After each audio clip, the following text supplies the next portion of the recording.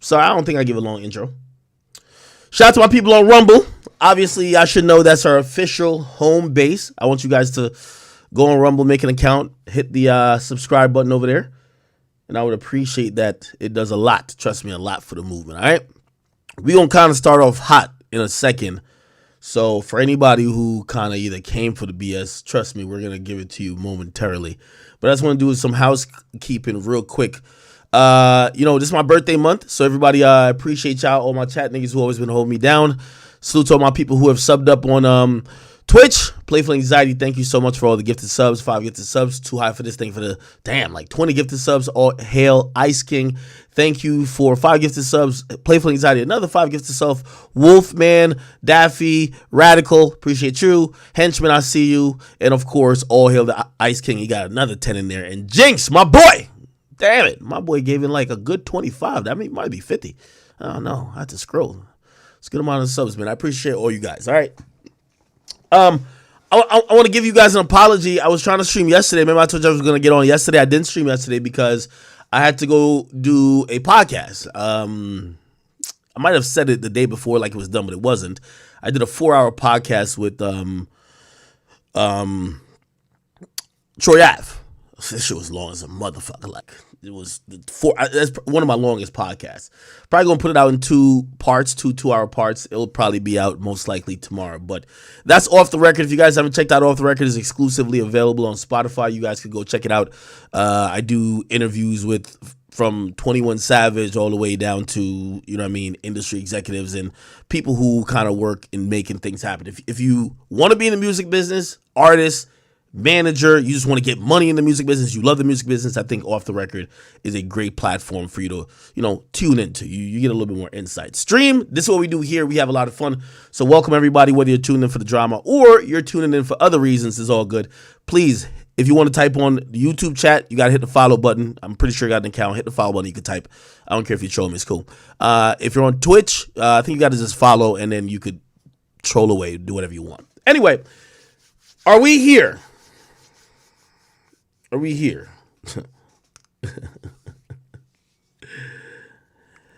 I'm reading comments a little bit. Somebody said, damn, that boy Ak look hurt. There is a little bit of hurt. And I'm going to be very honest today. Let me put you in a particular place, in a particular, I always tell you, this is the reality about media. In the music industry, the most self-centered person is a rapper. The rapper usually don't want to pay the manager. They don't want to pay their agent. They don't even want to pay their lawyer. They don't even want to pay taxes. The rapper thinks the entire industry revolves and works around them. They forget the other pieces that help things happen. For example, I'm just talking entertainment here. This is for people who are a little bit more grown. You could look back at Floyd. You could look back at Muhammad Ali. Yeah, they were the boxer. But there was always, a lot of times, the person who helped create the narrative, shape the narrative, helped push a lot of shit, they always had a media member in that they were mad cool with. The guy who they always gave interviews, is and third. I only say that to say that hip-hop is a thankless sport. You support a nigga your whole career for $0. And let 2 days go by that you don't do what they think you should do, it's fuck you.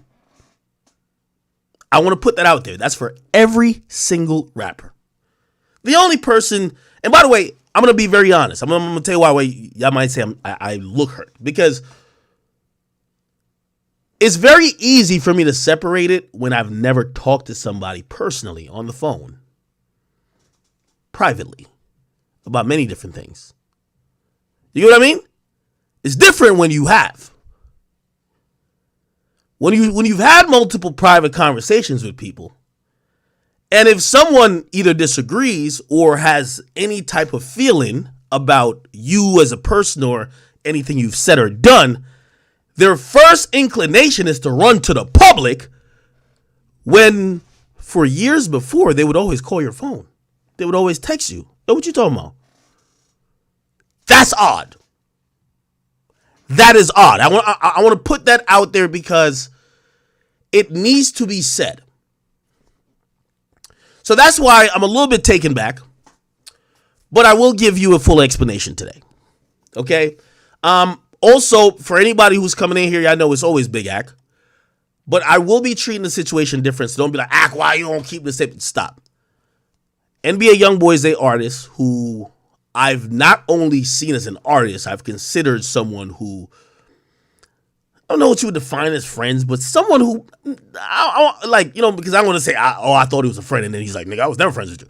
Someone who I would believe that the relationship exists beyond the music business, where we've talked about things privately, multiple times. A person who, like, multiple times has said, Ak, I need you to fly here to go do this because it's going to help me. And without even, I hop on a plane blindly because it's part of, that's your man's. Yo, Ak, I need you in Miami 2 days. Could you, blah, blah, I need you to meet up with that person, blah, blah. Got you. Say no more. Book flight, I'm on a flight. I would say that's a friend. You might not say that's a friend. But I don't move. Again, listen, Drake's my favorite rapper. I would never say Drake's my friend. Me and Drake are not friends. I hope you understand my distinction. Okay. So, we should probably address, I think this is the elephant in the room. And while I'm going along this, I hope, I'm not talking, I know there's going to be a lot of Youngboy fans who are coming in here just for one narrative. I get it. I'm not here to convince you.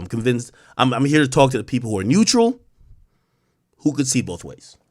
And by the way, this isn't a both ways things to say either me or Youngboy. That's not the situation. But, in explaining myself. Because I might have to also apologize, but I want to be very clear and whatever. Okay. Anyway, if you guys didn't know, a couple days ago I streamed, and in the comments of me streaming, people like, yo, did you hear Dirk say this? If you guys don't know, Dirk and Youngboy, they've been at it. Did you hear Dirk say this, blah, blah? Now, I want to tell you what I intended to say, and then I'm going to listen to what I did say. I didn't really listen recently, but I'm going to listen. Then we're going to get into some tweets. Let me see if I could find it. Salute to my dudes at, I think Culture Millennials, pull it up. Oh, my God. Yeah, I remember Big Pluto? Oh, my God.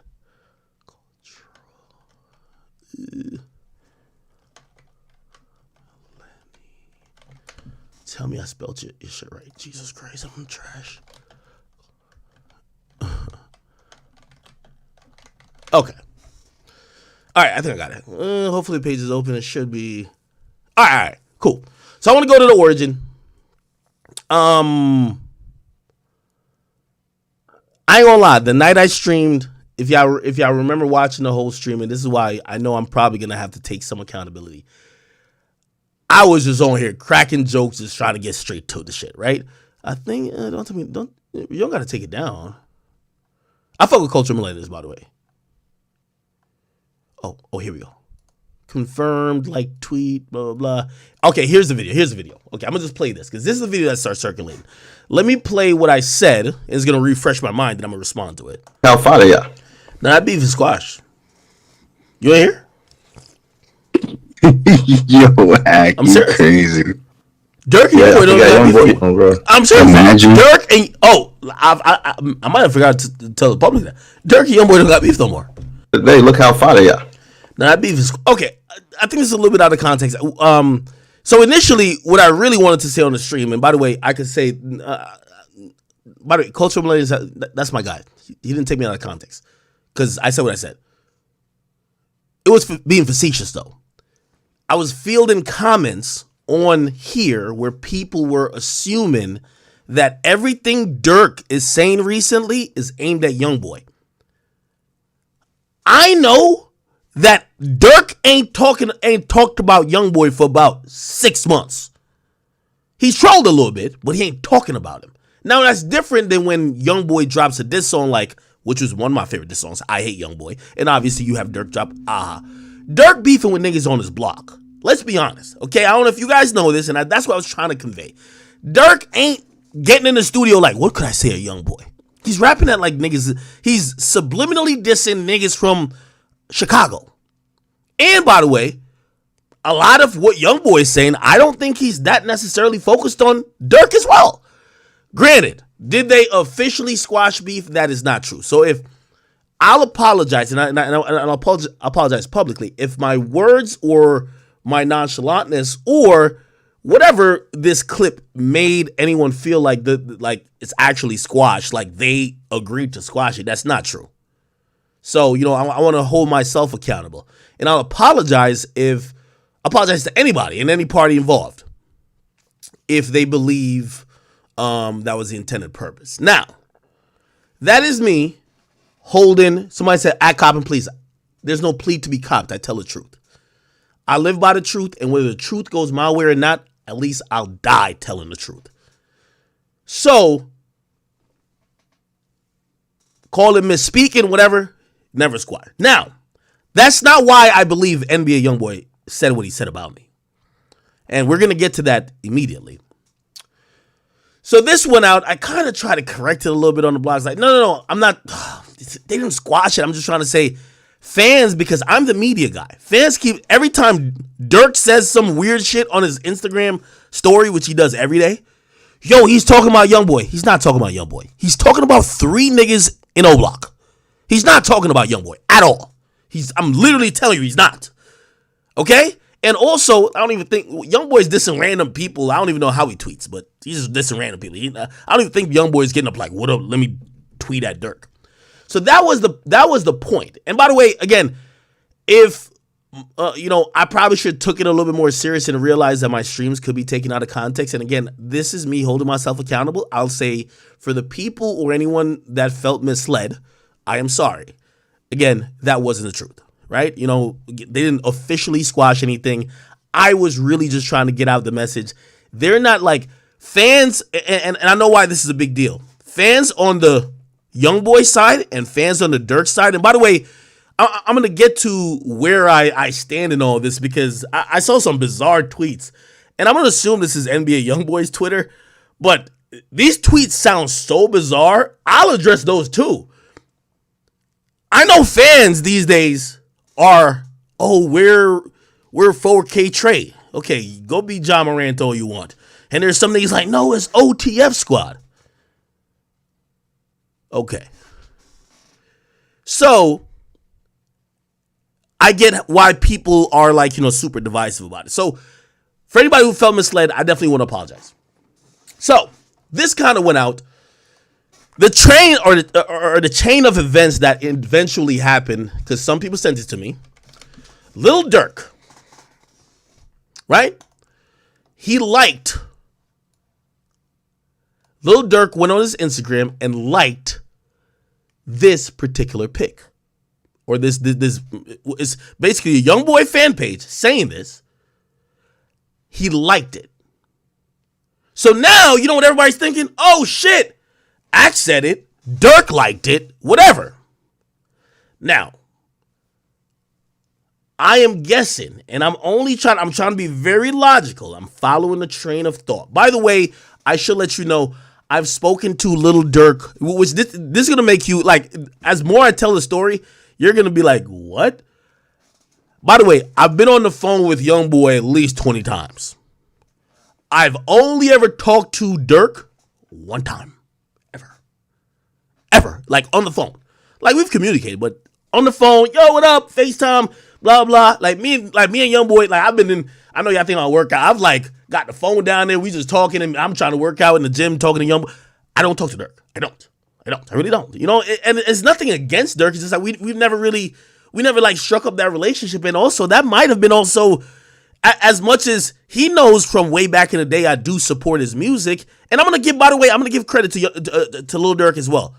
Because as much as I used to support his music, and he knows me and him, like, we used to play 2K on Twitch or whatever the case is, what ended up happening is a rapper who I got very close to was 6ix9ine.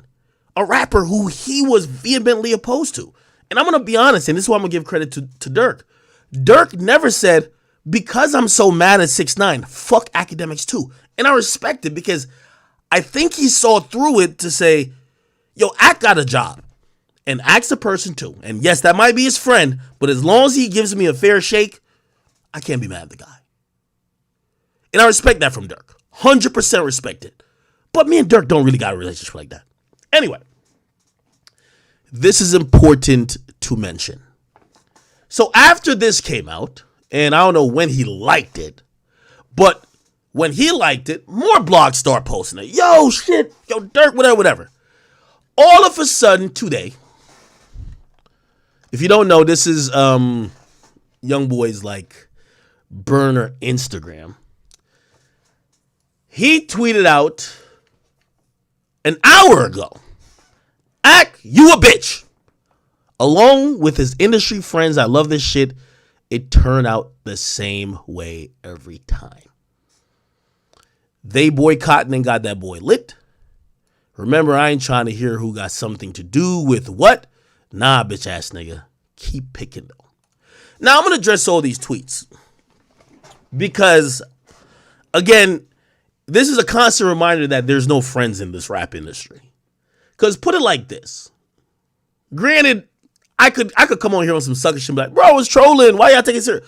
No, I'm taking accountability for what I said. I shouldn't have said it because I know it's really tense. I was really just trying to tell y'all, like, stop sending me every fucking thing that Youngboy says or Dirk says. They're not talking about each other right now. And that's good. I'm glad when they're not talking about each other, okay? So I took accountability for that. But the reason why I'm going to address this, and I'm going to address this, like, specifically is because, again, honestly, if Dirk said this, I don't talk to Dirk. Youngboy has my number. Youngboy could have texted me. Me and Youngboy manager talk. I've talked to Fee. I've been on FaceTime call with him and 10 people.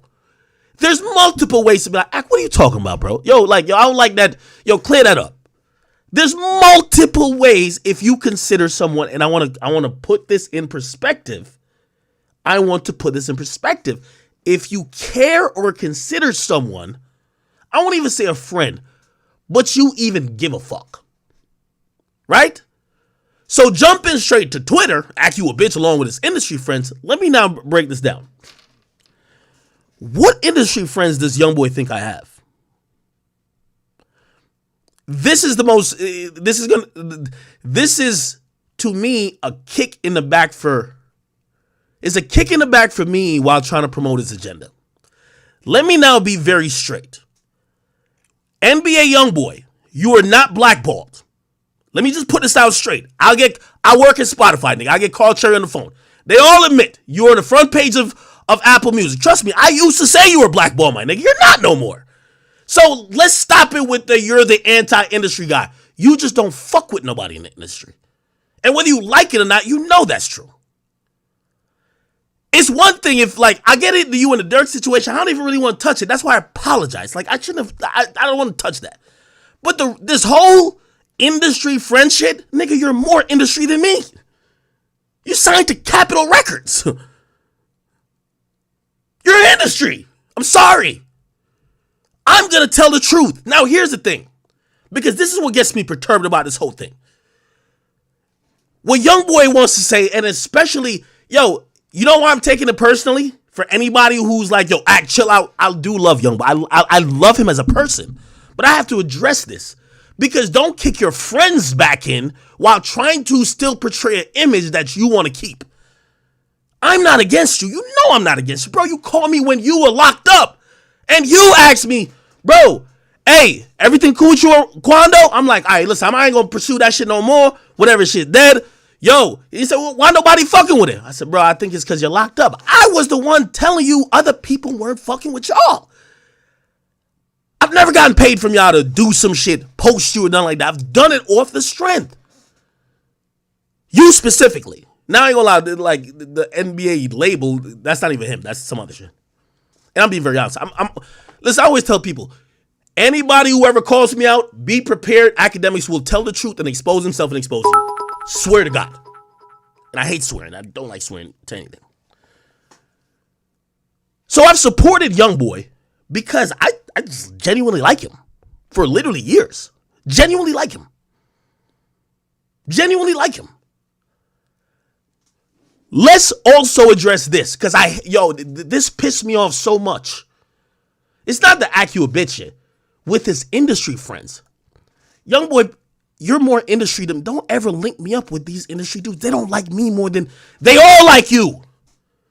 They gave you some of the biggest contracts, my dude. I know this. I know this.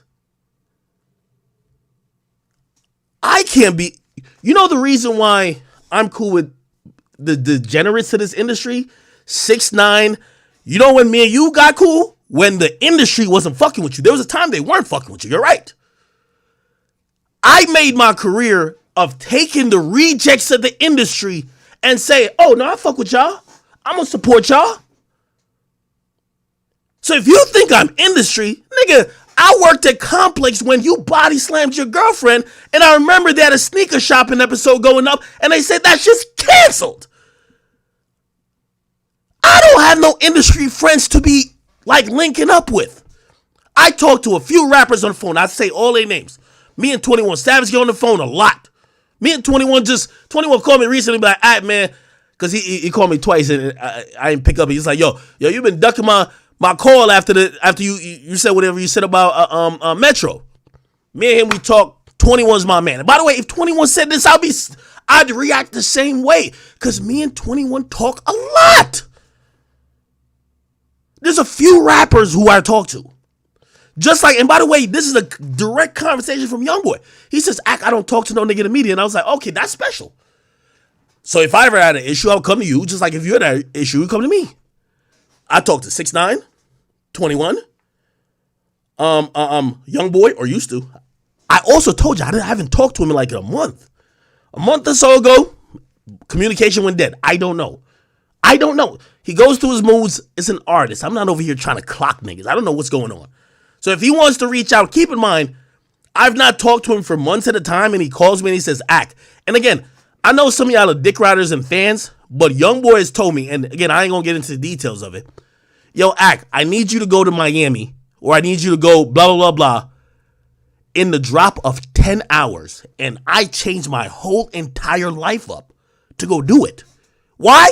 It's not only because it's an opportunity. I'm like, this is my man's. It's my man's. So this is why I need to put in perspective. So I'm ignoring the part that's an accurate bitch. I'm upset that he actually believes that I'm in line with these industry niggas. I get it. YoungBoy, you're like, YoungBoy's a very smart nigga. Trust me, I've talked to him and I've realized he's smarter than he wants to appear to be. He appears like he's kind of ignorant, but he's very smart. I always just told him, you're not playing the industry right. By the way, also, we could go back to the conversation. I told him, I said, bro, you should stop responding to Dirk, because Dirk outsmarted you with that fucking thing. Dirk promoted his whole album of beefing with you, or people thought he was going to diss you, and then Dirk's not mentioning you no more. Dirk's on to the next. I told 6ix9ine the same thing. Me and Dirk is not cool like that, bro. Like, we not friends like that. I just call it spade a spade. Dirk outsmarted 6ix9ine. And 6ix9ine, everybody thought was the smartest nigga possible in marketing. Dirk outsmarted that nigga, got him out the paint. Leveled up. Went on a tour with Baby. Outsold, started selling over 120K. Then everybody's like, whoa, he can't outsell YoungBoy. And he did that too. He outsmarted the nigga. He used YoungBoy's energy to propel himself. This is not dick riding. It's not picking sides. I'm a constant cultural critic. I'm telling you what it is. Dirk is not as lit today if YoungBoy doesn't bite into that beef. Like, whenever he went into he dropped I Hate YoungBoy out of season. Out of Dirk only respond to niggas. I'll tell you Dirk's plan. And again, he ain't tell me shit because I don't talk to him. But I know he's smart. Dirk only respond to you niggas when he's putting out an album. This is why I believe, and this is now, I don't know if this is true, but this is why I believe that YoungBoy has said fuck Ack. I think he thinks I'm working with Dirk. That's not true. Dirk is out. The guy who I talk to 6ix9ine, like, I used to talk to 6ix9ine every day. And Dirk outsmarted him too. I'm telling you the truth. He's smarter than y'all niggas. Y'all niggas is moving off emotions. He's moving off what makes his sales go up. That's facts. I told 6ix9ine, you better stop mentioning him. No, I ain't gonna stop mentioning him. All right, you gonna fuck around? Oh shit, the nigga got a Drake song. He mentioned you in one line, ended you, and now he's not gonna ever respond to you again. You could try to get his attention all you want. He done leveled up. He checkmated you. Don't tell me I'm wrong. That's the facts. Dirk is a nigga who cares about first week sales. Now, let me say this about YoungBoy. I've talked to YoungBoy personally. He doesn't give a fuck. But if you don't give a fuck, you have to be consistent. I've told YoungBoy, like, yo, you know, this is your numbers. And he said, oh, word, he didn't know. Truth be told, he didn't know. But here's the thing. You're the one that's just doing this off the love. All these other niggas, they're playing a music industry game. Dirk has started a rollout from 2 months ago. He knows what to post that the blog will post, and then he knows how to roll music out. And by the way, I got to go up a little bit more. He says, keep picking though. Here's the thing. And for YoungBoy or any other artist, I'm sad to tell whether it's YoungBoy or any other artist, you're not Drake. Not for me. You ain't Drake.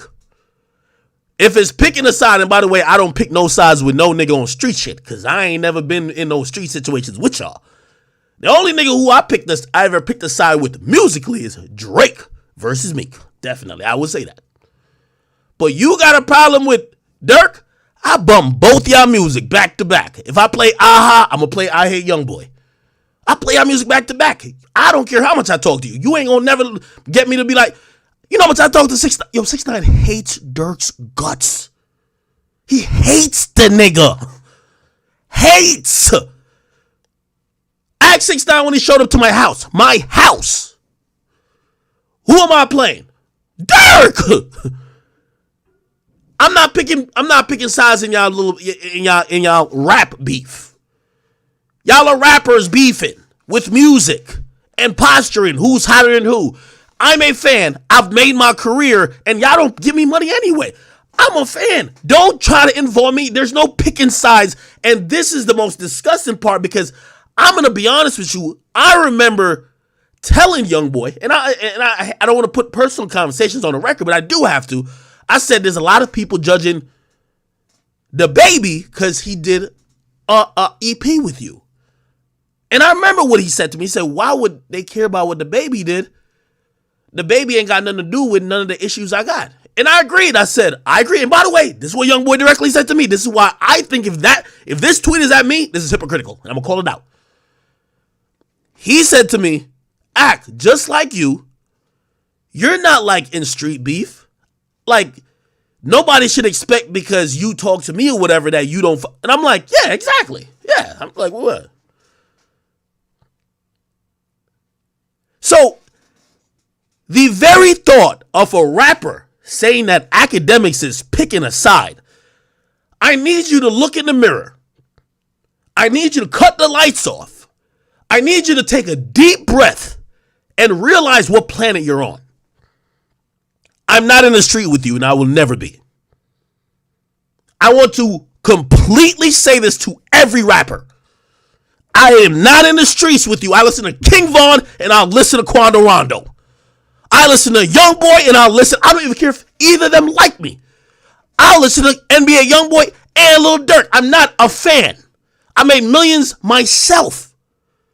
Not because if you don't want to call my phone and chop it up with me, it's cool. We don't got to talk.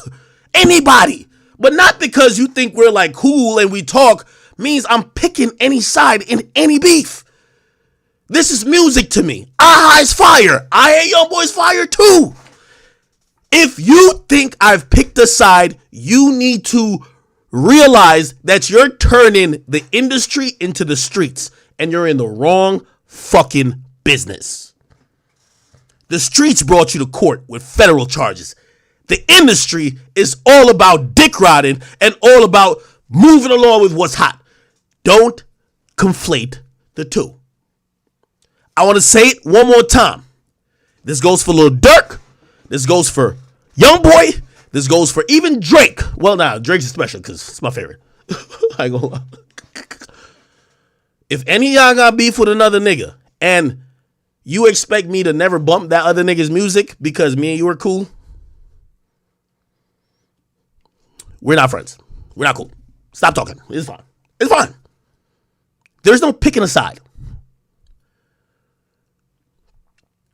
The intimation of this makes me upset. You know why? Now I got to give personal information. Young boy, it's your choice not to participate in the industry. You're not getting blackballed, my guy. You don't want to participate. Dirk is doing big features with people. You know why? Because he's trying to go up. Dirk is having his label spend marketing dollars. Most of Dirk's projects comes through all the blogs. They spend money. Trust, I'm telling you what happens. When y'all used to see me posting Youngboy every time, I'm posting just for the fans. It's nothing. There's no, just like I post 6ix9ine, there's no money there.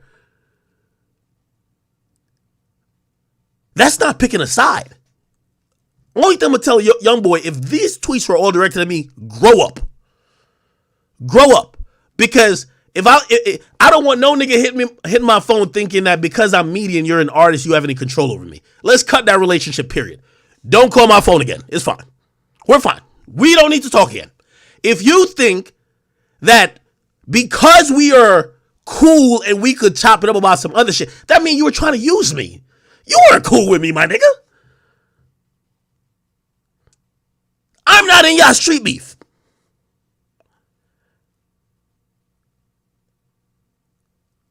Now, let me get back to some things who I think is relevant. I personally, and this is not nothing nobody knows, but I'm going to put it on record. I stopped posting Youngboy's tweets. I don't even know if this is him. I don't know. Youngboy refuses to use his verified Instagram, his verified Twitter. He's tweeting from every random account. I don't know anymore. Shade Room constantly is asking me, hey, we want to post this, but Youngboy this. I swear this is a conversation. Shade Room saying, yo, we want to post this because Youngboy, it comes from an account, everybody says Youngboy, but like, could we post, is this his account? And I even told him, I said, bro, I think it is, but don't take my word for it because I don't want y'all to post it, and he disses y'all again. So these weird accounts that you keep popping up with, I stop posting because I don't want me posting something and then you tell your manager to jump on and be like, I didn't say that. Bruh, grow up. We're adults now. Somebody said that's him. I get it, that's him. But Shade Room posted the same thing and he basically said, fuck the Shade Room, that it wasn't true. So I'm like, let me be more careful. He hasn't answered my calls in a month. So I don't know. I can't really, I got to do my job. I don't work for Youngboy. So I say, you know what? Let me just stop posting this shit. I don't know. By the way, also, look at these tweets. We don't know what he's talking about. Thank you for putting me on game. Now I know 20 hours ago. What the fuck is this about? Pull up your pants. You see my grandma. No disrespect. What are you talking about? You're not 16. You're 23 years old facing federal charges. I'm not doing that with you. So I just stopped posting. I'm like, yo, I just don't want to. And I've been really careful. I'm like, I want to say you said something that later on, I don't know if your lawyer hits you and be like, yo, why is this all over the blogs? You'd be like, well, I didn't say it. Fuck act. So that's what I was thinking was going to happen. So I said, let me not post this burner. I don't even know what this is. But that's the entire industry. Let me also explain this next thing. Because I think this goes into it. I think Youngboy's trying to write a narrative. And I don't care about y'all narratives y'all try to write. Leave Act out of it. Youngboy's on. Listen, Jack Harlow on pace to sell 50K with an album he announced 20 minutes before it dropped. Youngboy been promoting this album for 3 months.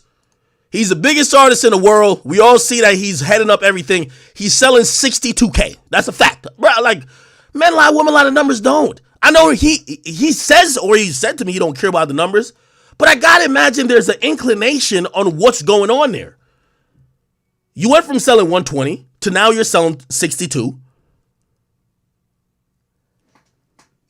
I still have said, even defending this album when everybody was trying to get him, like, Ack, your man flopped. Yo, your man flopped. I said, yo, he has the biggest Raw fan base. It is not my job or duty if you don't want to do regular shit. You're not going to sell good. Dirk is doing strategic interviews. He's working with strategic people. Dirk cares about going up. You're dropping 10 albums a year randomly, no promotion. Nobody can even find your Instagram. You're not going to sell well. I'm sorry to tell you. Yes, you have the biggest fan base. I've said this. You're not going to sell well. Dirk is going to sell 140 or 120 again, and you're not going to break 100 till you get another hit. By the way, my critique on the album was he needs a song to stick, because right now when you see him selling 62, this is just his raw fans. Nobody sells an album off their raw fans. They sell an album off a big single. They sell an album off some trumped up like feature. That's what it is. So I don't know if, because I gave that commentary, I don't know if he saw that commentary and felt like, oh, Ak is picking sides. He's saying that I need a single. Brother, that is music. I operate in the music business. You need a single.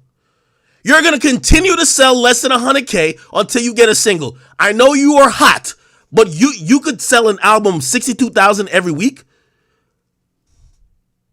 but you'll never crack 100 unless you have a hit. You're dropping too much. Future went through this. This is nothing that you should be emotional about. Future went through this. You know what Future did? Took a break, fell back, created some shit, worked with the people he needed to work with, created hits, focused on quality, not quantity, and then dropped a album that basically did like 200K. Somebody see you making the problem worse. Listen, to y'all suck dick for everybody. I'm a grown ass man. And again, y'all didn't think Youngboy went too far when he says Ak, you a bitch. So please don't sit here and be like, Ak, you're making it worse. If Youngboy don't want to talk to me or fuck with me, what does that do? I lose $0. Oh, okay. I don't have to be on the phone anymore. Okay, cool. I don't care. I don't care. There's a million other artists. You know what happens in the media? I always tell every artist this. Every year, fans get a little bit more tired of you, and I build a bigger audience. I don't care.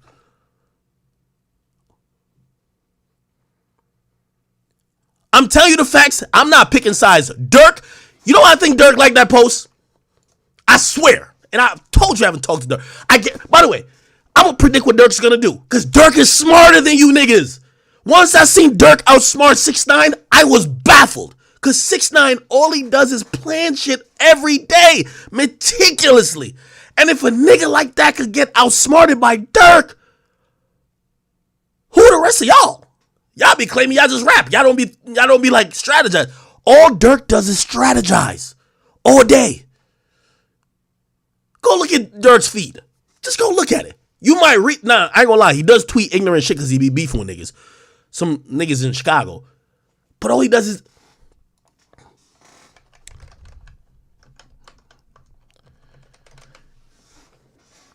This is what.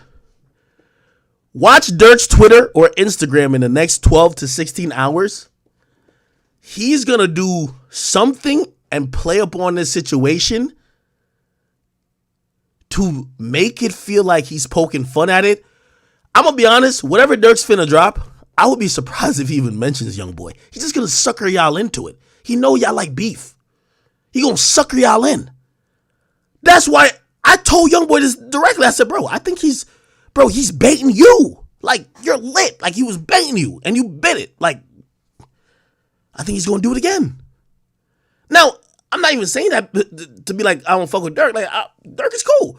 But, bro, a person with an average sized brain could figure it out. Me and Dirk ain't in cahoots. Dirk is just outsmarting the nigga. Dirk is outsmarting everybody he's beefing with. I think Dirk think he's at the point that he's past Youngboy. This is my personal opinion. I don't care who cares. I think he's at the crevice of passing Youngboy. And let me tell you what happens. I told 6ix9ine this. When Dirk feels like he passed you, he never responds back to you. When he ain't passed you, he got all the time in the world. The moment he passed you, he never looks back. So you just did 62. He's gonna bait you that you start acting up. Watch Dirk not even respond directly. Promise y'all. It's called mind games. So now when I see Youngboy doing this, Youngboy's playing tic-tac-toe. Tic-tac-toe. He's like, well, I ain't gonna say nothing about Dirk. Let me just say Ak is picking. Me and Dirk is not in no cahoots. Dirk, go. Knowing Dirk troll ass. Imagine Dirk be like, yo, me and Ak about to lock in for. Yo, this is where Dirk will tweet some shit like, yo, me and Ak locking in for an interview next week. This is where Dirk will do some shit like, we're not, by the way. Like, that's not happening. But Dirk sits back, watches everybody act up, and then plays upon it. I think is fucking smart. I'm sorry to say. Somebody says pick and size. Let me tell you this. This is another thing that young boy has to realize. You don't like to do the industry thing.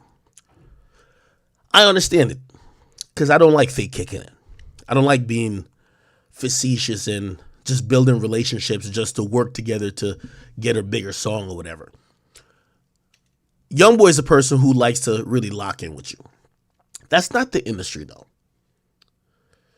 So what's going to happen is that, and this is just the truth. Young boy is not playing the games. He's not playing the games where he's getting cool with the hot person, this and third. Dirk probably gonna drop a song with Morgan Wallen. He got a song, maybe have another song with Drake and Tuck.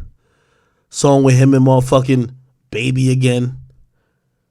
Bro, Dirk is just smart with this. Again, if the only thing I'm gonna say is, I'm sorry. I think Dirk outsmarted 6ix9ine and Youngboy. I'm sorry to tell y'all.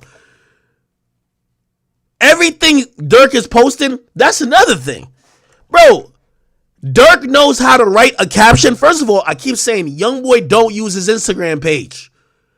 Dirk knows how to bait the conversation that every blog posted. This is my page. This is my page. I own it.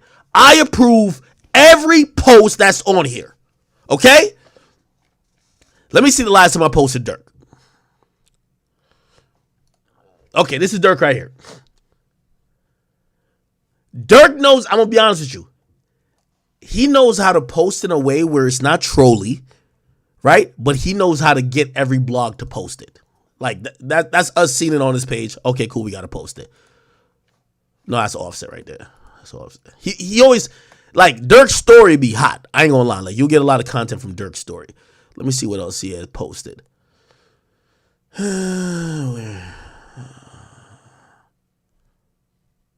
Is it this? Nah. Look. Bro, yo, listen. I'm not here to apologize to no rapper if Dirk does social media better than y'all. I think Dirk learned from 6ix9ine a little bit. Bro, put it like this. I'll say smirk with a statement, right? Because he says, look, think about it. I'm just trying to tell you how rappers really start. It's like the person who run the Wendy's account. They know how to fucking flip it. There's another Dirk post. Nigga, Dirk ain't paying me for none of these motherfucking posts. Bro, Dirk knows how to post on it looks like it's talking about something, but it's relevant.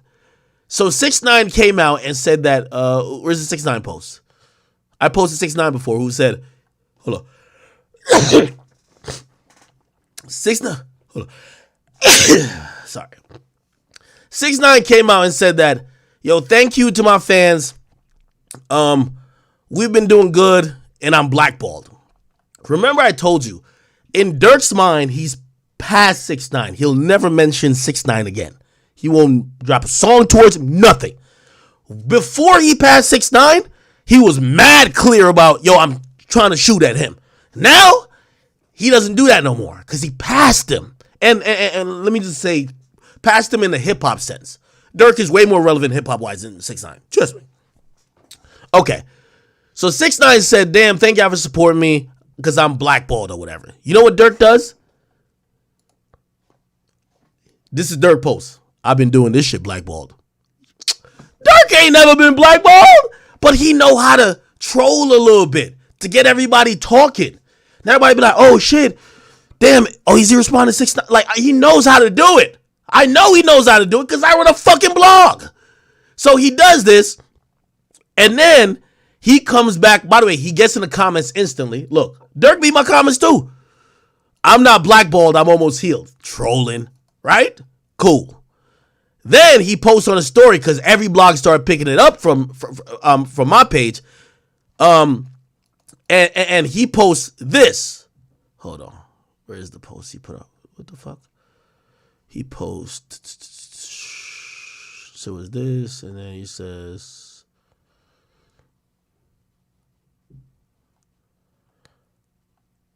where the fuck did I even post it? Did I not repost it? Probably did. I don't know. Hold on. So he says this, and then he puts up another post. I don't know. He said, like, you can't blackball. Oh, right here. He said, psych. Oh, my bad. Psych, you can't blackball a goat. Bro, that's him. Bro, that's him knowing how to work the internet, my nigga. I think Dirk is Meek with internet savviness. Meek was a great rapper, but on social media, he came off remedial. He never, he took things too personal, didn't know how to play it off for promo. You know what Dirk does great? Dirk seen me post 6ix9ine. He puts it up on his story too. Oh, I've been doing the blackball. You know everybody gonna post that. After I post it and everybody's like, oh, word? He's like, psych, because you know what? When you say you're blackball, I'll tell you this. The niggas who run all these playlists at Spotify and Apple, and by the way, I'm telling you, the niggas over at Apple and Spotify, because I used to be saying it about Youngboy all the time. Youngboy's blackball. Youngboy's, they said, how the fuck is Youngboy blackball? We just put this nigga as the face of all these fucking playlists. Now, before when he was getting charges for women stuff, he was blackball, 100%. But these days, I'm telling you what these streaming services are doing. They're dick riding the fans. There's so many fans that Youngboy has that they're like, why fight it? Let's just promote the nigga anyway. So he's not blackball no more. And it's really mostly because of his fans. So thank you to all the Youngboy fans. Y'all have made it where these motherfuckers at Apple or Spotify is like, shit, if we're going to look stupid if we don't put him on the playlist. So they show him love. But earlier back in the day, a couple years ago, they used to be trying to stand on principle like, oh, no, he's accused of this. Let's not put him on it. That stopped. Trust me. I've talked to all these things. They say stopped. All right? Anyway. After that, okay, so he said, can blackball go? And then what does he do then? He next puts up a fucking tweet. I don't even know what the fuck this is. The Munyon is here. I'm humbled. The album ain't nothing to play with, just facts. You get what I mean? Bro, everything he's doing is in preparation of promoting the album. Just look. Every time he talks, it's to promote a fucking album. He'll like he's promoting an album. You know what Youngboy doesn't do? Promote an album. Youngboy has an album that dropped and he's talking about, I heard you don't like me. I don't like you neither. That got nothing to do with your album. Like you dropped an album. If Youngboy just sent a couple tweets, got on live, like, yo, shit, like, participate, brother. Again, now, you know, he's told me he don't care about sales. So if you don't care about sales, you won't do these things. But if you do care about sales, you can't beat the industry. You got to participate in the process. The antisocial shit works for a while until you stop selling. Like, you know how hard it is to sell 120,000 first week when you talk to nobody and you're dropping it off house arrest and nobody can see you? You're like a ghost dropping an album. People don't see you. People don't hear you talk. People only hear you rap. People see these random innocuous tweets. It's hard. So you have a great fan base, but you got to participate. That's just a reality of it. So all of that happened, and I'm only bringing this shit up because, you know, and like, put it like this. Youngboy, the youngest to score 100 career hits. Nigga, that's me posting. Every time I see chart data tweet, this is personal shit. Every time I see chart data or a Billboard tweet about Youngboy, I repost it. So how am I picking a side? If I pick a side, or if I don't like somebody, nigga, I stop posting you. Because this post does nothing for me. It doesn't get me $1. It doesn't help me at all. I'm posting it because I'm like, yo, this is dope. My man's, who is the youngest artist to ever score 100 Hot 100 entries, that's good news. There's other artists breaking records every day. I've had artists come to me and be like, what does it take for you to post me like Youngboy? This is why I'm offended. Other artists are asking me, what does it take for you to post me like him? So if I'm picking a side, I would just not post you, my nigga. Somebody said, no, they're not. Who said no, they're not? Who said no? They're not. All right, let me not get on.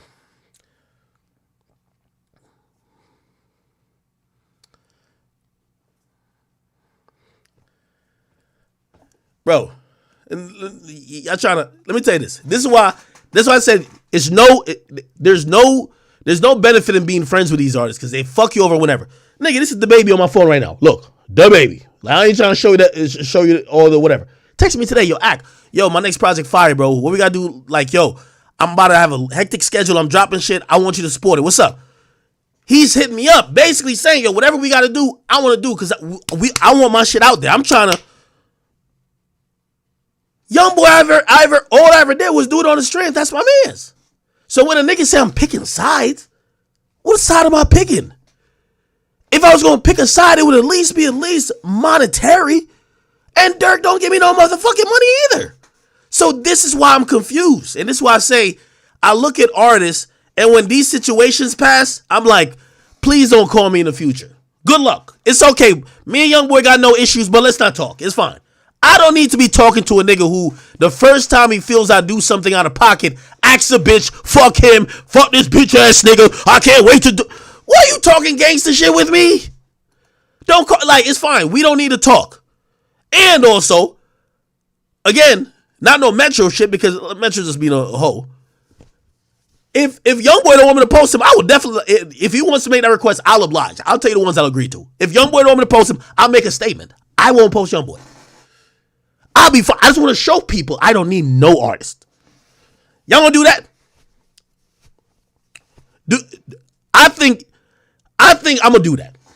For the next 3 months, mark today, I will post 0 Young Boy on my page. Just because if you don't respect the fact that I was fucking with you, why the fuck am I over here giving you 0 Young Boy? Watch. I just made it up right now. Nobody's paying me. Dirk ain't tell me to stop. But good luck, brother. 0. So all y'all Young Boy fans, y'all can unsubscribe. I don't give a fuck. Young Boy not X? The fuck? See, I'm big mad? No, because I gave free promotion to a nigga who's basically kicking my back in when his issue is because he's seen another artist go up and he thinks his sales and everything with him is probably indicative of me fucking with another artist. No, it's not. Young Boy fans, y'all can unfollow me. I'm good. 3 months. Mark the day today. I always make an example. Until August 4th, you will never see another Young Boy post on my page. I promise. Most of these niggas, they play the industry game and they don't fuck with you. So when I'm fucking with you out of love and you over here ask a bitch, whatever, cool. I could be the bitch. I don't need to post you. You don't need to react to me. We are good. Watch.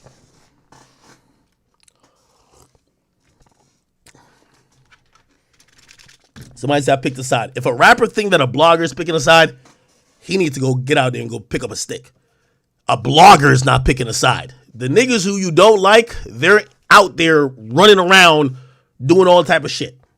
Somebody said hurt act. You're damn right I'm hurt. I will not be posting that nigga. And by the way, he can request it. I'll never post him again. I don't give a fuck. I really, like, by the way, he don't even need me too. He don't need me. I don't need him. And also for Young Boy fans, I will not be speaking on him neither. So please, go ahead. I'm good. Y'all must think I only go hard with like them little weird ass barbs. I don't got no time for no artist, my nigga. Like, okay, if you think this is like you're the biggest in the world, okay, all right, my nigga, get me out of it. Let's see how the sales keep looking. I would love to see a project drop in the next 3 months without act. 0. Somebody say I'm mad. I don't care if I say I'm mad or not. That doesn't affect me. That affects him, I believe. But I'll place a bet. Somebody said, go hard. Don't give. If Dirk said the same, I would say the same about Dirk. I'll say, all right, Dirk. I don't care about these artists like that, bro. So.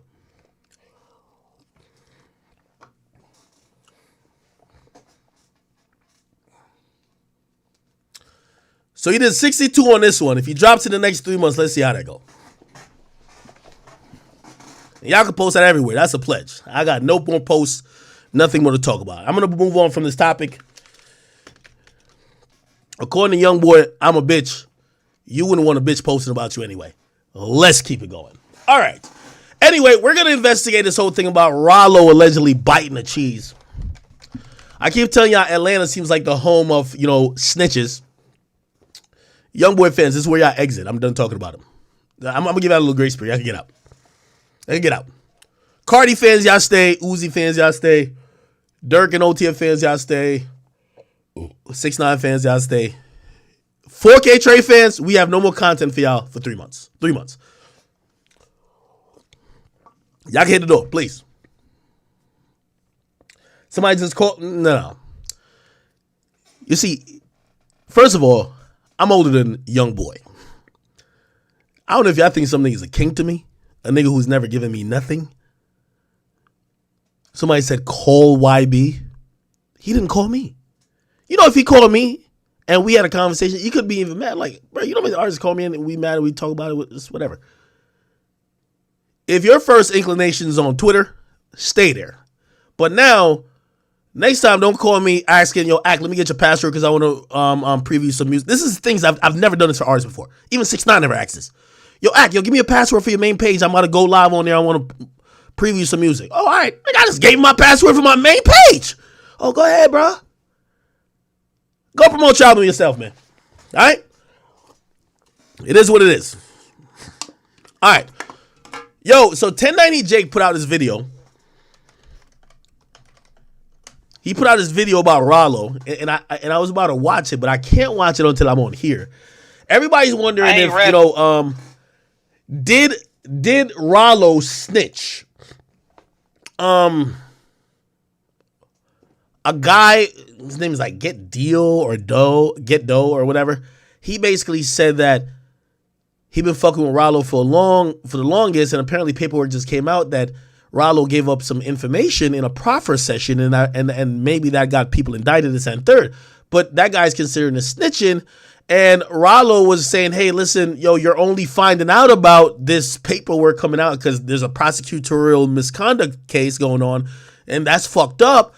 However, people are like, by the way, he got on the phone with the guy, and I don't know if the guy chopped and screwed the interview, but I'll play what the interview looks like. The interview came off like this on the guy's side because he was recording Rollo, who's currently incarcerated. Let me play it. You tell me what this sounds like. In black and white, brother. I'm reading your lawyer pleading on your behalf, trying to get this record sealed because of this information that you gave. You saying that you never said that you didn't do it, but you had me believing for 5 years that you kept it solid, dog. And in the paperwork, it say that in 2 months, y'all got locked up in April. In June 6th, you gave a proffer. And you gave up information. You gave them folk the code to your phone and let them review it in your presence. That's what the paperwork say. I ain't opposed to that shit. Belong to him. The documents that you see is from a prosecution misconduct hearing.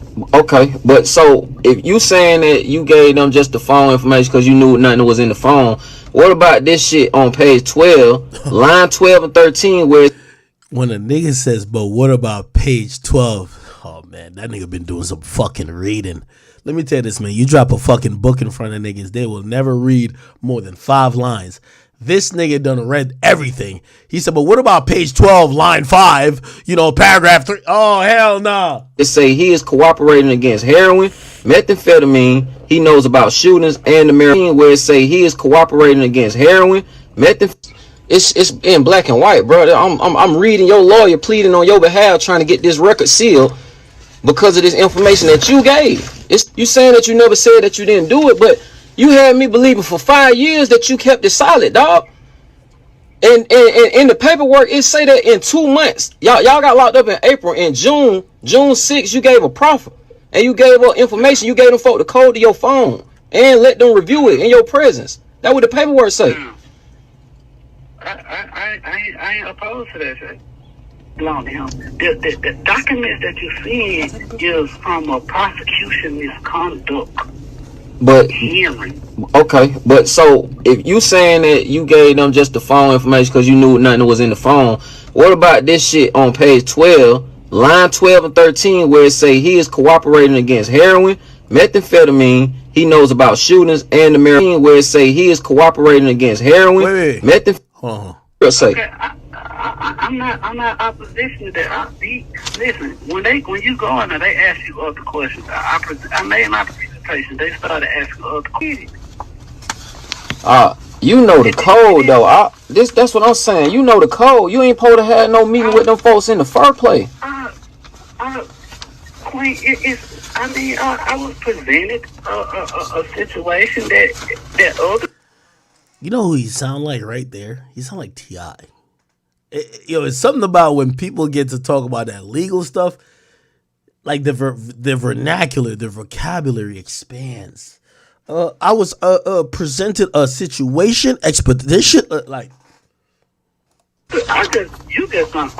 Only reason why you know about this is because of the prosecution misconduct hearing. All these rap niggas pay that money to get out of jail. But we ain't these rap niggas though. Listen, please consider this. I got caught with this shit on the plane. Say, what the fuck you thought I was gonna do? Take your lick. Like shit, it's just a week. Well, okay. Listen. Remember when before you got locked up, I used to always tell you, "Hey, don't do this. Hey, don't do that. Hey, I agree with you. Okay, I'm not opposition to that. All right. So apparently 1090 Jake got on a situation, and let's play what 1090 Jake essentially figured out. I didn't watch it yet, but we're gonna watch it with you. So they're basically saying Rollo cooperated, and let me kind of break it down a little bit further. They feel he snitched because he engaged in a proffer. So let me tell you what a proffer is. A proffer is usually agreement with you and the prosecutor.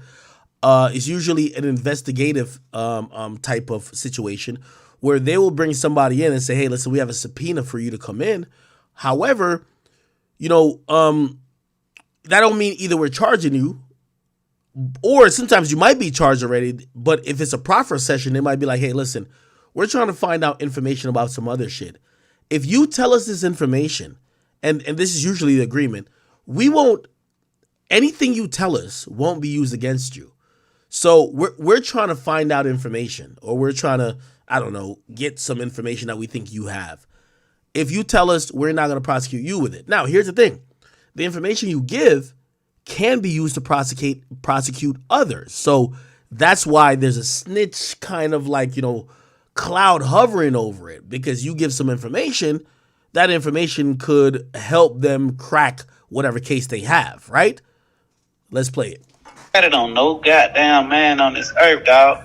I was presented this situation where a person goddamn was willing to goddamn take some money to take a charge for me, and goddamn I wanted to go that route. And the only thing I have admitted to was trying to trick the feds and manipulate the feds. It's just how the game go, bro. You don't let the big dog go down. You take the fall for the man can stay out and eat, bro.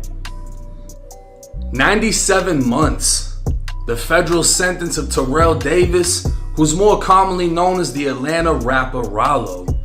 Incarcerated since 2018 for his role in trafficking marijuana across the country, this was the trap star who purchased an entire apartment complex in the hood, turning it into a fortified base where those under his command lived rent-free and protected the property with high-caliber firepower. Holy.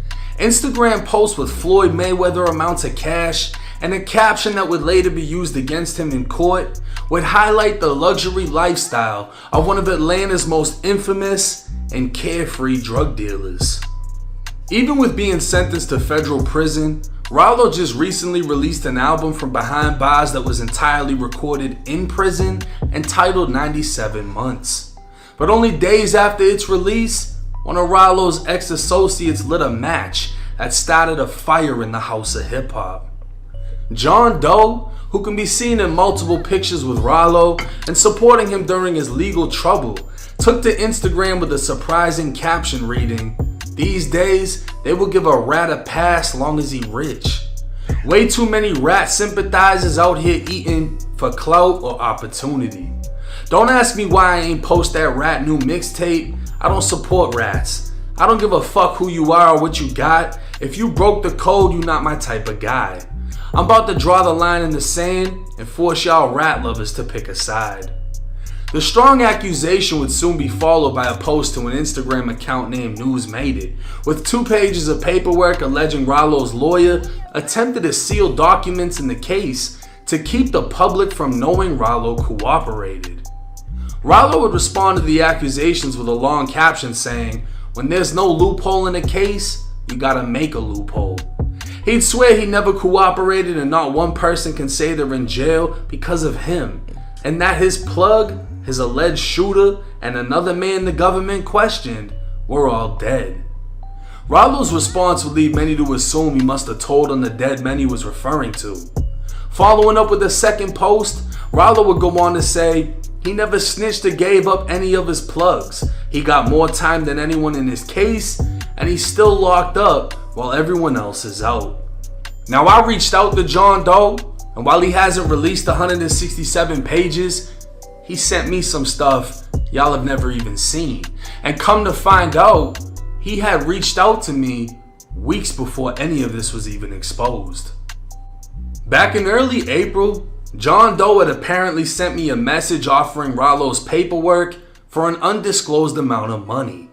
Either ignoring it or not seeing the message, he'd send it to me again after I reached out and explained he initially didn't expose the paperwork because he was trying to sell it, so Rollo's co-defendants who actually exposed it could make a profit. According to the paperwork, back in 2018, not long after Rollo was taken into federal custody, he'd agreed to cooperate in the case. But an investigation into Rollo's own lawyer would turn into a 2-year delay in Rollo's cooperation. The paperwork that's recently hit the internet isn't actually from Rollo's cooperation, but court transcripts from 2020. On the bottom of page 3, Rollo's lawyer would introduce himself as Brian Steele and insist to the judge that this be a closed hearing under seal. By the way, Brian Steele is Young Thug's attorney. I just want to point it out for you, Young Thug Brian Steele. So this guy, I told you, he's the number one attorney in the whole Atlanta area. So everybody gets him. The number 2 to him is who Gunna got, which is Sado. Let me just type that in. Yeah, Gunna got this guy, which his name is Steve Sado. Okay? So these are the people, these are the top 2 lawyers in Atlanta. You're gonna see them a lot. I know a couple top lawyers that deal with usually rappers from New York, but in Atlanta, you're always going to... By the way, you know, and I know some of y'all might not care about this. Do you know what this means, right? Imagine you're this guy. You're Brian Steele. This trial for Young Thug, you got to bill at least $10 million. He's going to make $10 million off Thug. You're a celebrity lawyer. You're a celebrity defender. You have mad cases you've beaten. He's got bank. So this guy right here, you're going to hear his name a lot when we talk about Atlanta rappers. And by the way, unfortunately, a lot of Atlanta rappers are under fire. And they all try to get the best lawyer. Guess who the best lawyer is? This guy. You're always going to hear about him. Brian Steele. Let's get back to the video. Sorry. He'd continue on page 4 by saying there are so many items that are going to come out that affect Rollo and affect another person in the bar community, referring to Rollo's previous lawyer. On page 5, Rollo's current lawyer would say he understands that eventually the public has to know because the report and sentencing recommendation will be public. The prosecutor would oppose the motion to seal, and the judge would clear out the courtroom aside from Rollo, his defense, and the government. The prosecutor would continue, saying this case and situation does not involve any of the things that would require the hearing to be closed off to the public. He'd state the issue was about a proffer that occurred at which Rollo provided information to the government.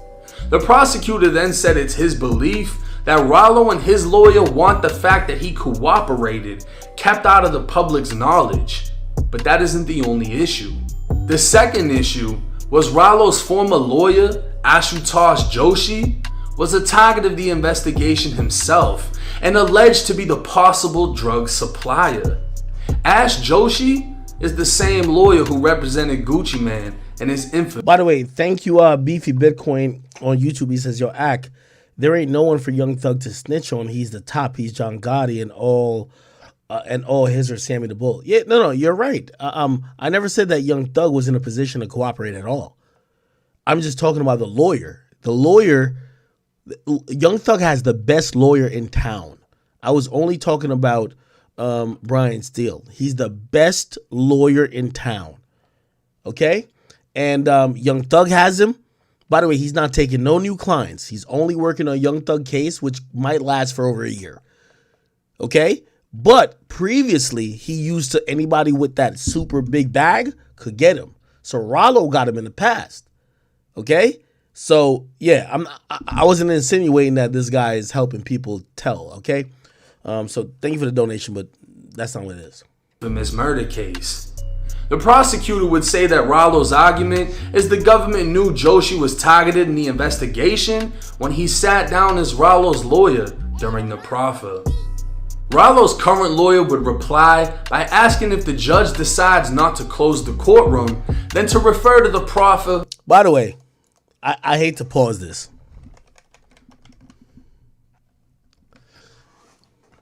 Lil Durk just tweeted, fuck you and suck a dick. No, fuck you, suck a dick who you came with. Hey, I just want to be very clear and honest. Young boy, this is Lil Durk torturing you. You're on house arrest. He's torturing you. He knows you're going to tweet 5 tweets. And yes, I ain't going to post about you. Yeah, you got it. I'm a bitch. I'm cool. You got me. You ask a bitch, fine. But this is a nigga who y'all are trading subliminal messages. This message for you. I'm telling you that. But he's doing it because you responded. He's using your energy once again. You know what he knows when he sends this you're going to do? You're going to send 10 tweets on your little burner account called Bay Help Top. And you're going to seem obsessed, and then he's going to promote that he has a song with Future or Drake or some shit like that and make nobody think about you. I'm telling you, this is a fact. Don't get outsmarted. I keep saying it, but I'm telling you, Durk is playing such a devious game. At the end of it, people look at y'all like, what was y'all doing and what was he doing? Because he knows how to rile y'all up. This tweet is to rile you up. You're going to tweet 5 tweets. I know this. By the way, I don't know if he's watching this live. You're going to tweet 5 tweets. Oh, fuck you, blah, blah. You're going to tweet a bunch of shit. And then you know what he's going to do? I promise you. In the next 48 hours, Durk is going to promote a song that he has coming up or tease something about the album. He's baiting you. I know you're young. I've been in this entertainment shit a long time. I'm telling you what's going to happen. Don't believe me, though. Remember, I'm a bitch. So it's cool. When this happens, I'll just report. Actually, yeah, I'll report on the bullshit. I just won't post it on Instagram anymore. As a meeting, because people know the definition of a proffer, which simply put is when a defendant agrees to provide information to the prosecutor. Rollo's lawyer would continue by saying, if it comes out that Rollo gave information, that's a lot of information on a lot of people that are well known in his community, and it would not look good for Rollo. According to the paperwork, Rollo provided agents with his password to his cell phone during the proffer, in which the government was able to find tremendous amounts of inculpatory evidence. Crazy inculpatory evidence. But at the time this happened, Rollo had conflicted counsel, as his lawyer was also under investigation. Exhibit 4 in the case, which is sealed, is a 2-page proffer agreement requiring full cooperation. But within notes, Rollo's lawyer at the same time was instructing him not to discuss the supplier, who was allegedly the lawyer's business partner, which essentially blew Rollo's cooperation deal.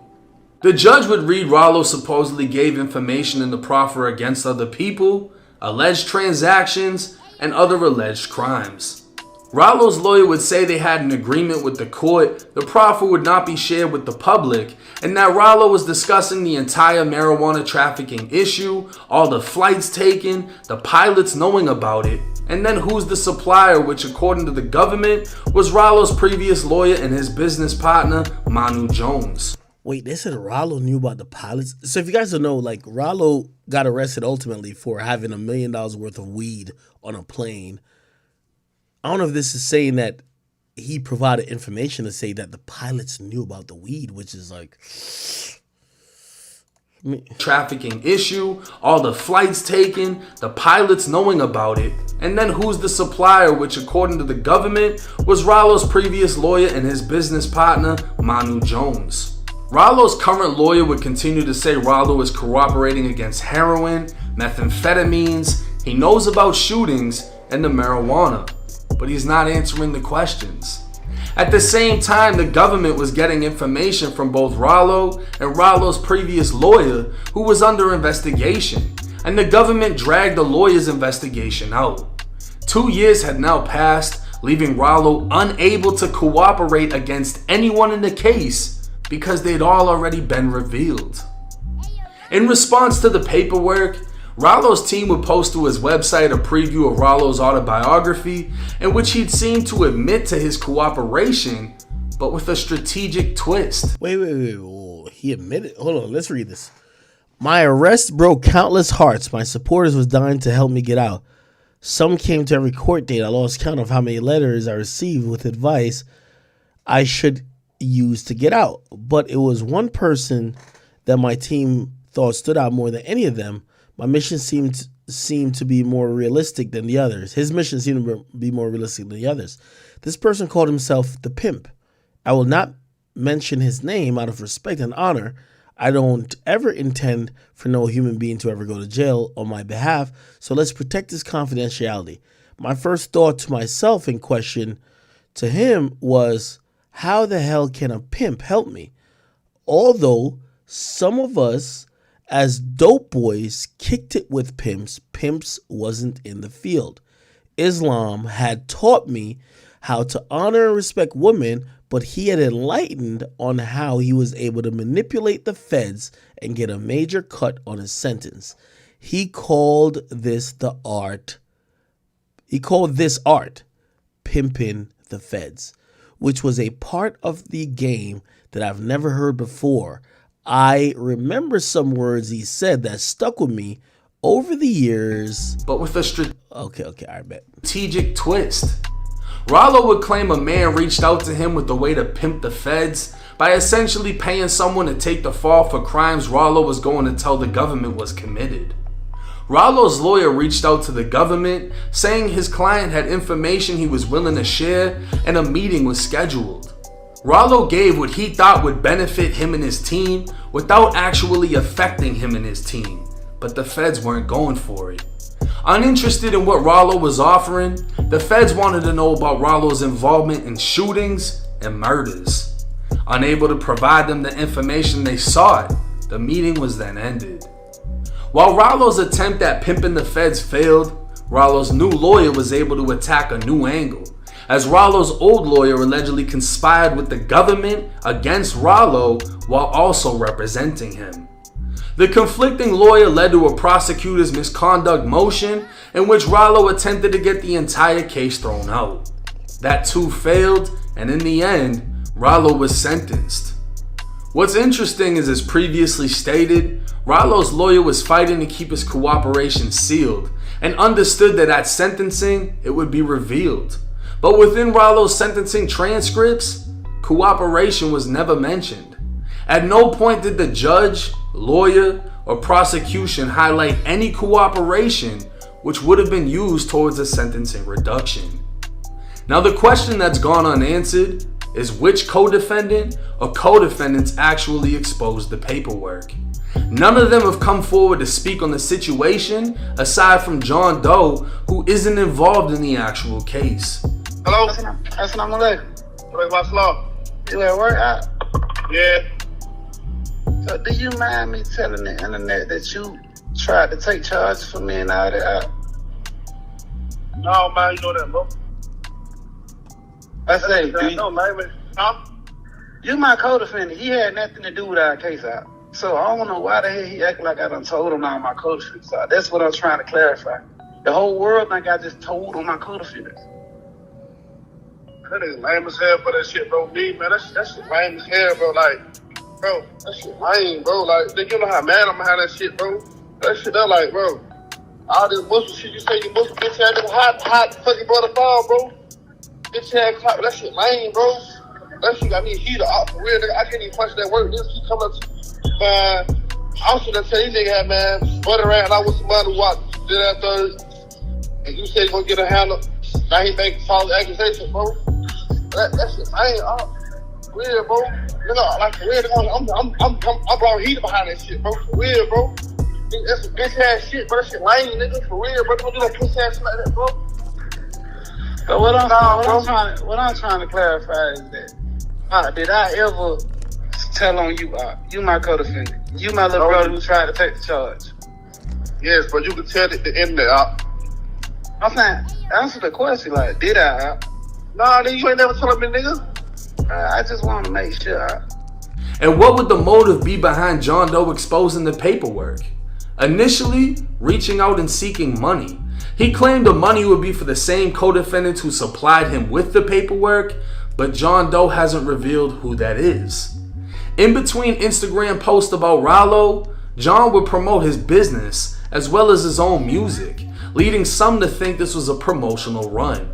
But John would stand on the only motive for him releasing it is he felt played standing behind somebody who he feels should have never cooperated in any way, regardless of if it affected anyone or if Rollo had a fall guy. At the end of the day, the 167 pages still remain sealed, along with many other documents, meaning nobody but those directly involved in the case have access and the ability to release them.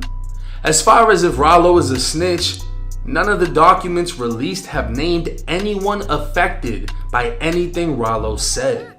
Rollo himself has admitted he embellished stories and had fall men willing to take charges for money.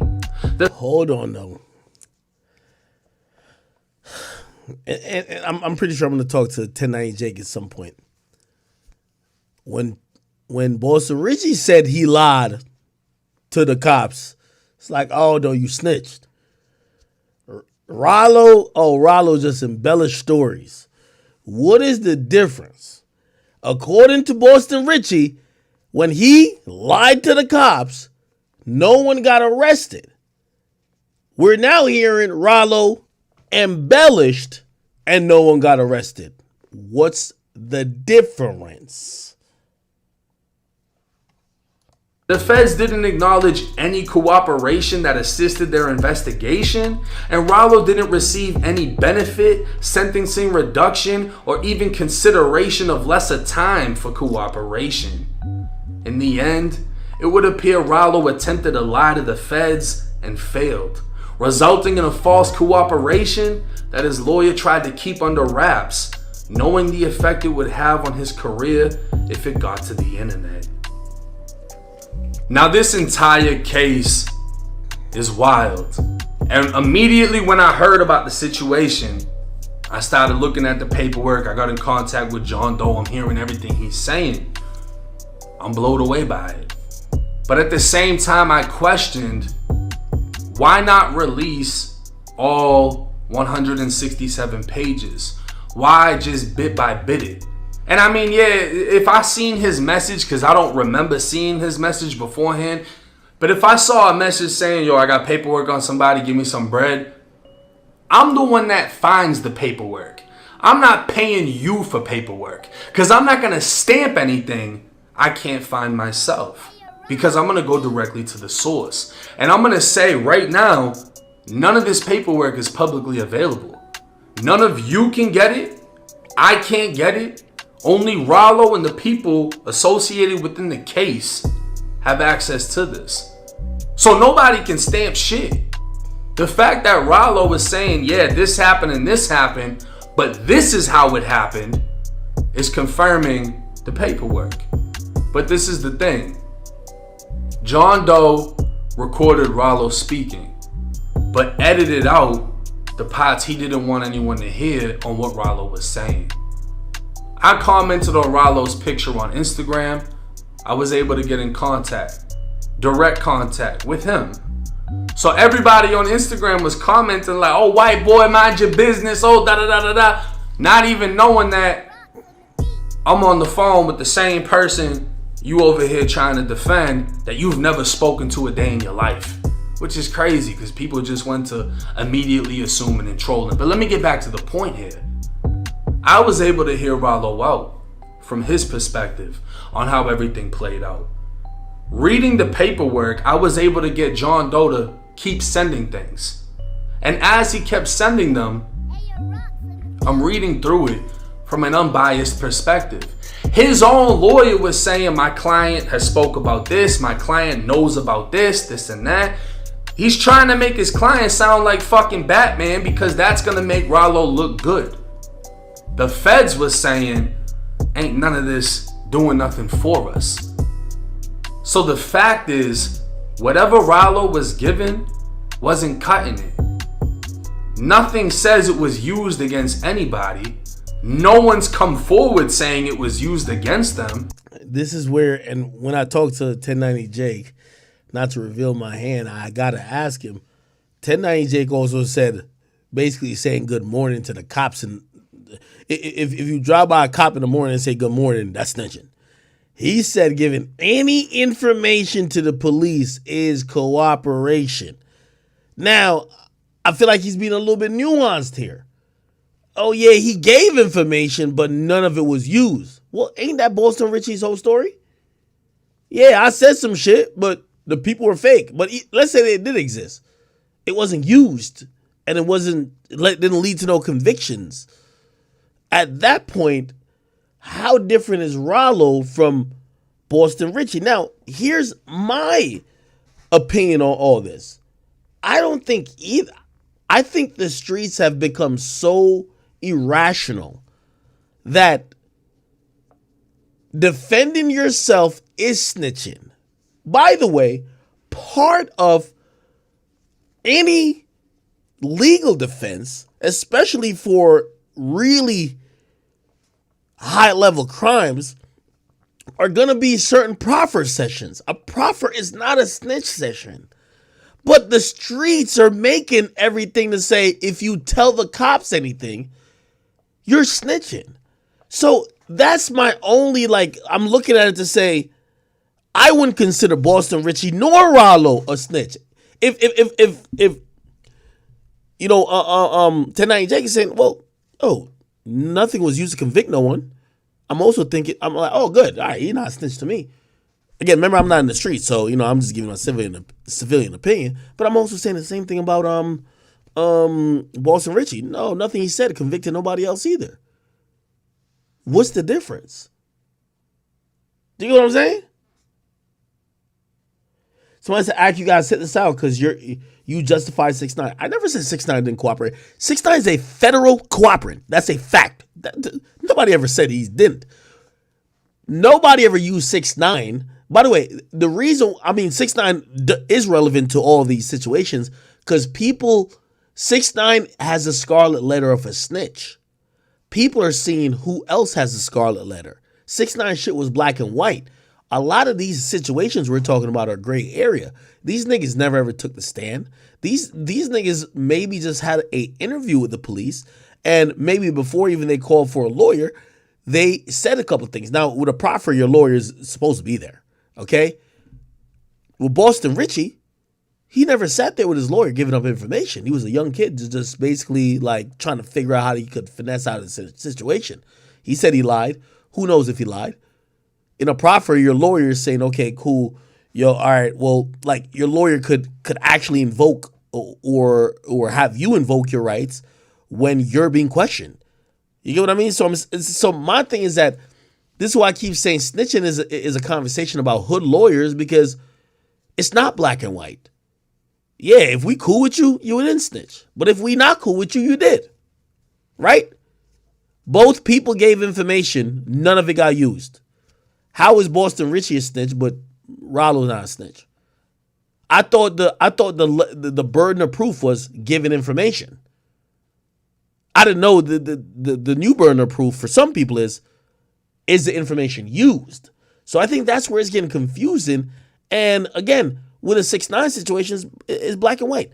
This shit this shit with Boston Richie shit is like, that's why I step out of this conversation. This is 1090 Jake's lane, and I'll let it go. So Rollo saying, yeah, I made up some shit, lied, and gave it to the feds, hoping it would work, seems like it happened because he didn't even benefit from what he actually did. There was no sentencing reduction that I saw. There was no points. There was no consideration. Hey, he tried. By the way, Boston Richie said he spun the cops. He was not at risk for any type of legal action. He wasn't at risk for any legal action. They pulled him on. They pulled him into the interrogation room on unrelated charges, and he said he's a young kid and he tried to spin them, but there's no sentence reduction. There's no promise made for him neither. But it was put across like Boston Richie's a snitch. So if Boston Richie's a snitch, what about Rollo? I don't think neither of them are snitches. Be honest. To do this and none of that. And then because his own lawyer was allegedly the plug, which is something out of a fucking movie, and his lawyer was telling the government this and that while telling him this and that, that played out into a 2-year delay in which he couldn't have cooperated against anybody because of how much time had gone by. Everyone was already wrapped up. The feds knew everything that they needed. So they want to know about murders and shootings, and Rollo isn't talking about it. So, in my opinion, I don't think he snitched. And I talked to a couple of YouTubers about this. I talked to Seti Nash, King AK-47, shout out to them. I broke it down like this from a perspective of, if me and Seti Nash are inside of a car, we get pulled over, and I got a gun on me. I'm a felon, he's not. Yo, bro, I'm going to face this much time. If I get caught with this, you're going to face a lot less. I'm going to give you $50K to take this gun charge. If they ask me whose gun it is, I'm going to say it's yours. He's like, all right, bet. I give him the gun. Police take me out of the car. Hey, whose gun is that? That's his gun. We already made a deal. He got the $50K. He took the charge. I'm free. But if someone later exposes the paperwork, look, 1090 Jake told on Seti Nash. He said that was his gun because that was something that we established we were going to do. What Rollo is saying in this situation is he found someone or a group of people or whatever the fuck the situation is, and he was going to give $400,000 fucking dollars. And y'all watching this can't tell me you wouldn't be willing to sit down for a year for $400,000. So he's saying he found somebody that was willing to take some money to take the fall. He was going to say, oh yeah, this person was moving this and they had this over here. They did that and the feds listened to it. They wasn't buying it. They didn't go for it. That's the situation we're left with. At the end of the day, the internet is going to run with what they want to run with. They're going to hear him. They're going to hear the audio. They're not going to hear about the rest of it. A lot of people don't want to hear about the rest of it. I'm not going to say John Doe is wrong, but I would have liked to hear the conversation unedited, to hear what he was saying back. But let me know y'all thoughts and comments. Maybe y'all feel a different way, and I want to hear it. It's 1090 Jake. I'm rocking with y'all, and y'all rocking with me. Till next time. By the way, salute to 1090 Jake. Please go watch this video. Very great and brilliant challenge. I will say this, after having 1090 Jake on here a couple times, I think a lot of these situations is based on what you believe snitching is, right?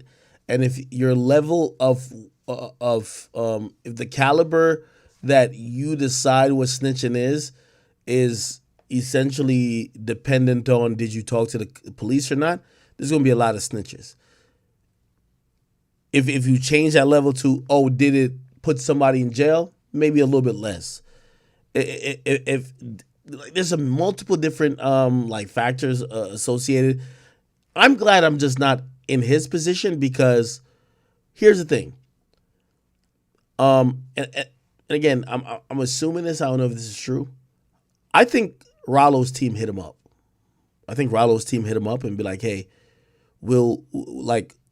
we're gonna cooperate with you looking into it. And you got to remember, he can't get all the full information right now. So he can't get all the, he said it, yo, I can't get all the documents I need to make an objective opinion because these people would have to get it. It's sealed. So you know how you influence that person? Hit them up like, yo, bro, yo, they're lying on me. Let me talk to you. Let me explain it. I'm going to give you my side and I'm going to give you the info that I got, which all makes me look good. You can't get the objective info anyway. So let me just kind of make, so it's one of those things. And I think that's a tough spot to be in, but this is why this is kind of 1090 Jake's lane. You get what I mean? I'll leave it at that. All right. It's kind of cool. What else are we talking about, people? Northside Capo says, yo, 1090 just explained it. If you pay your man to take your charge, that's not snitching. You're just going to look funny in the paperwork.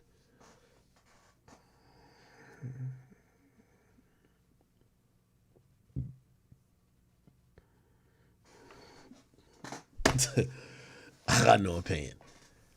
Hey, if you listen to the information here, I don't know if this is the guy that got paid, but it's like, I don't know if in the streets, like, you see, now we start talking about in the streets, what people accept. When you listen to this feels like, oh, I didn't know that you were cooperating. It's one thing, it's like, oh, everybody knows you're going to say something, but it's not the truth, but you're saying it for somebody else to catch a charge. That's not and that guy knows that he's supposed to take the charge for you.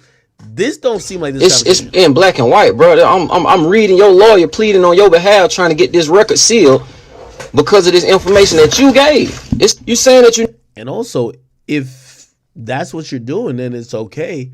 Why are you sealing the record? Again, I don't got no horse in the race. So I'm not going hard as I don't care. But if you're saying you're doing some shit that is normal, you're getting your man to take the charge, why do you need it sealed? You never said that you didn't do it, but you had me believing for 5 years that you kept it solid, dog. And in the paperwork, it say that in 2 months, y'all got locked up in April. In June 6th, you gave a proffer. And you gave up information. You gave them folk the code to your phone. And let them review it in your presence. That's what the paperwork say. I ain't opposed to that shit. Belong to him. The documents that you see is from a prosecution misconduct. All right. Well, hey, I got no horse in the race. I'm going to leave it at that. All right. Yo, I kind of want to play this Andrew Tate Vice takedown. We got a lot of people in the building, and I know a lot of y'all came for the whole me and Youngboy thing. And I don't think it's a me and Youngboy thing. Like, I literally, I feel hurt because I love Youngboy. And when I mean I love him is like somebody who I fuck with heavy. Like somebody who, despite even this, there's many more personal and just private conversations I wouldn't reveal. I wouldn't, I wouldn't ever say because I fuck with him. I thought we were mad cool. And I'm a little bit shocked that when you have a problem with somebody who again, I might be wrong. I think, hey, listen, one thing with me, I think I got a pure heart. I read relationships wrong. I be thinking I'm mad cool with niggas, and then niggas is basically like, I never fuck with him. He a bitch. I would never say that about Youngboy. I would never ever, like, I've had personal conversations with him. I would never ever refer to him like that, especially if I didn't speak to him before. So that's just how I treat relationships. But how I treat relationships is irrelevant to how other people treat relationships. I might have been looking at it with him, and this is how dudes are. Me and Youngboy ain't talked for a while, but I have a nigga right now who's in the Navy. Sometimes he goes on deployment for 6 months, and I don't get to talk to him at all. And he's in the middle of the ocean, and, it's hard to kind of communicate. I don't talk to him at all. And when we do talk, it's like we never, ever miss the beat. So that's kind of like how men usually are with people. So, yeah, I didn't talk to Youngboy like in the last month. But I'm not like, yo, why isn't he calling me? Usually he calls me. I'm like, why isn't he calling me? Like, did he change his... I'm not thinking like that. But I do think that if he felt any way or had a problem, right? Or even if he wanted to just ask me a straight up question to be like, yo, yo, you know I fuck with you and shit. Like, I feel like you supporting Dirk a little. Like, what's going on with that? Like, he could have just called me and asked me, like, yo, bro, what's going on? Like, I'm telling y'all though, I think if he ever sees this, he'll see it now. I don't have a relationship with Dirk. I've never talked to Dirk about their beef. If anything, I think Dirk tried to start a relationship with me, but like, you know, we just talked once. That's it. It was like, yo, I'm gonna hit you back. Cool. We left it at that. He didn't call me like, hey, yo, I want you to stop fucking with young boy. I want you to be on my side. It's OTF, nigga. It's fuck the folk kid. No. So, like, I don't care what y'all say as fans, but I think I'm entitled to be a little bit disappointed and hurt that the person who I felt I've just blindly supported, despite what I told you, he called me from jail when nobody was fucking with me. Said, yo, Ak, what's up? Like, yo, could you and Quando, like, what's up with that? Like, and I said, you know, I ain't really about nothing. All right, cool. We just dead it. He's like, yo, but what's up? Like, are people not rocking with like, you know, the 4K trade people? Like, what's up? And I'm like, you know what? Let me check out everything. Yeah, some people were like, oh yeah, I said this even on here. Some people didn't want to support, like, not Youngboy. Youngboy's lit. They didn't want to support Quando because they felt it would piss off Dirk and people like that. I said that. How could you accuse me of fucking hating on you or picking a side? Nigga, I've never told Dirk anything that I've even told you. That's the ultimate sign of somebody who's not like my biggest problem in life is seeing somebody as a friend who doesn't respect you the same. And at that point, there's no need for a relationship. Don't call me to be fake with me on the phone. We don't need to talk. You make millions of dollars. I make millions of dollars. I'm not jealous of you. I'm pretty sure you're not jealous of me. Do your thing and just let's leave each other alone. I hate that fake shit. Because if I had a problem with you, I would have called you. So because you didn't and you just went online, it's fine. But let's not do that, and let's not lie on my integrity. I'm not an industry guy. Acting as industry friends. I'm not an industry guy, bro. Lil Durk fucks with all the popular rappers. That's a fact. Is Act cool? Yo, Lil Durk has never given me an interview. Young boy, I did a whole interview with you that you never wanted to put out. And it's fine. And I still, like, whatever. I don't even trip over it. Let's be honest. This is the thing, and I just want to put this out there because I don't give a fuck who you are. You might not think of me as a person, but I want to put this on file. I have 2 interviews. I don't want to get too much into it. I have 2 interviews that Youngboy is a part of that he commanded. Yo, Ak, go do these interviews. This is after the first one y'all would never hear. Hey, Ak, go here. I did them. It hasn't come out. Like, I'm not pushing it. I'm like, yo, what's up with it? Yo, if y'all wanted to come out, come out.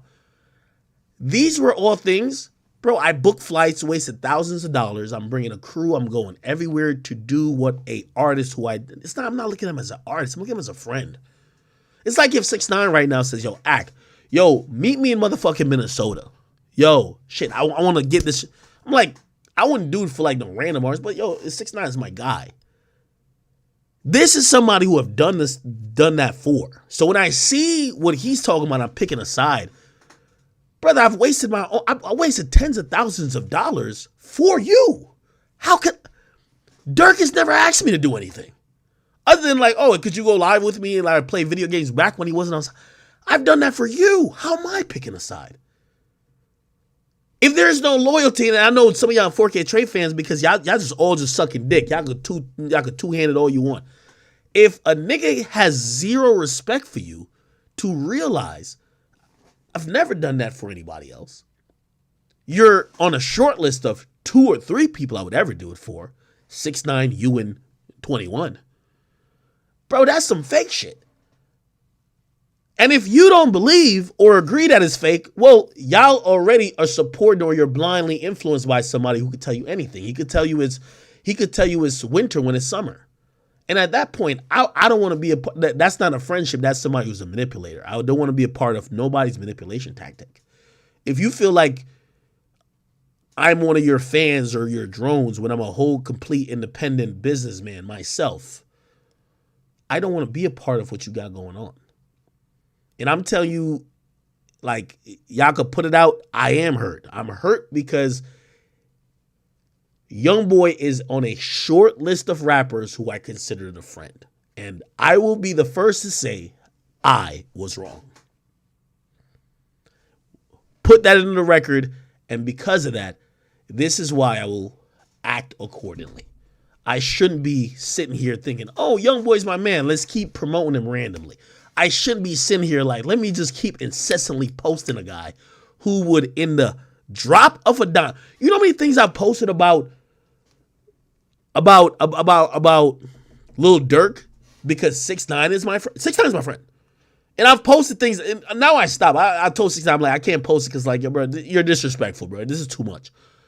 But you ever seen Durk just put out, like, yo, fuck that nigga act? Bro, he's never still ever did that. Why 6ix9ine is wildin'? So when I see YoungBoy do that, I'm like, yo, I could tell what type of individual this is. You're somebody who wants to use and manipulate people. And I get it. You have 10 girls that's your baby mamas, and you have your crew that you could tell them anything and you could talk to them anyway. I've seen it, I've heard it. But I'm my own man who you've never given nothing to. I've only extended and spent my own money to try to do things on your behalf. I'm good. And I wish you luck, my brother. And I don't know if it's like I'm operating like that was you tweeting all that stuff.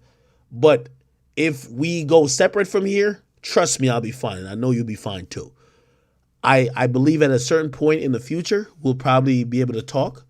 And whenever we do talk, we're probably going to get like, you know, who knows? Like maybe I'm not saying something. Maybe I'm not being all the way fair. Like maybe I did something that you felt disrespectful. I don't know. Like I wouldn't know. And we could have that conversation as men. But let me tell you this. You're not 16 no more. You got 2 federal charges. You just beat one, and I'm happy for you. But you're a grown man. So this antisocial acting and this painting the nails, this is great. You can paint your face, buddy, but you're a grown man. You're a man. Remember that. You're a man. And what happens when you're a man and you have people you care about and you have friends and you have people who have done things for you, you talk to them like men. You have respect for them. So all that, oh, fuck everybody and you're antisocial, cool. But if you don't have respect for even the people who have helped you get to where you are, or people who have tried to assist you, or people who have blindly just, oh, whatever you say, because I believe in you, you don't have respect for nobody at all. I'm not one of them girls you have on your roster. It will never happen. So at a certain point when you eventually come back down, you get a little bit humble, you start having some realistic thought, I'm always inviting for that conversation. I don't need you to apologize to me. I just need you to talk to me. That's it. All right.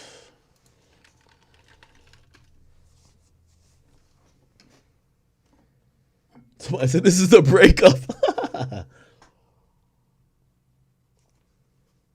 Somebody said, how many of y'all think I didn't cry before the stream? Because I'm pretty certain we will talk. I'm just disappointed that he thought, bro, I could tell you my conversation with both. Listen.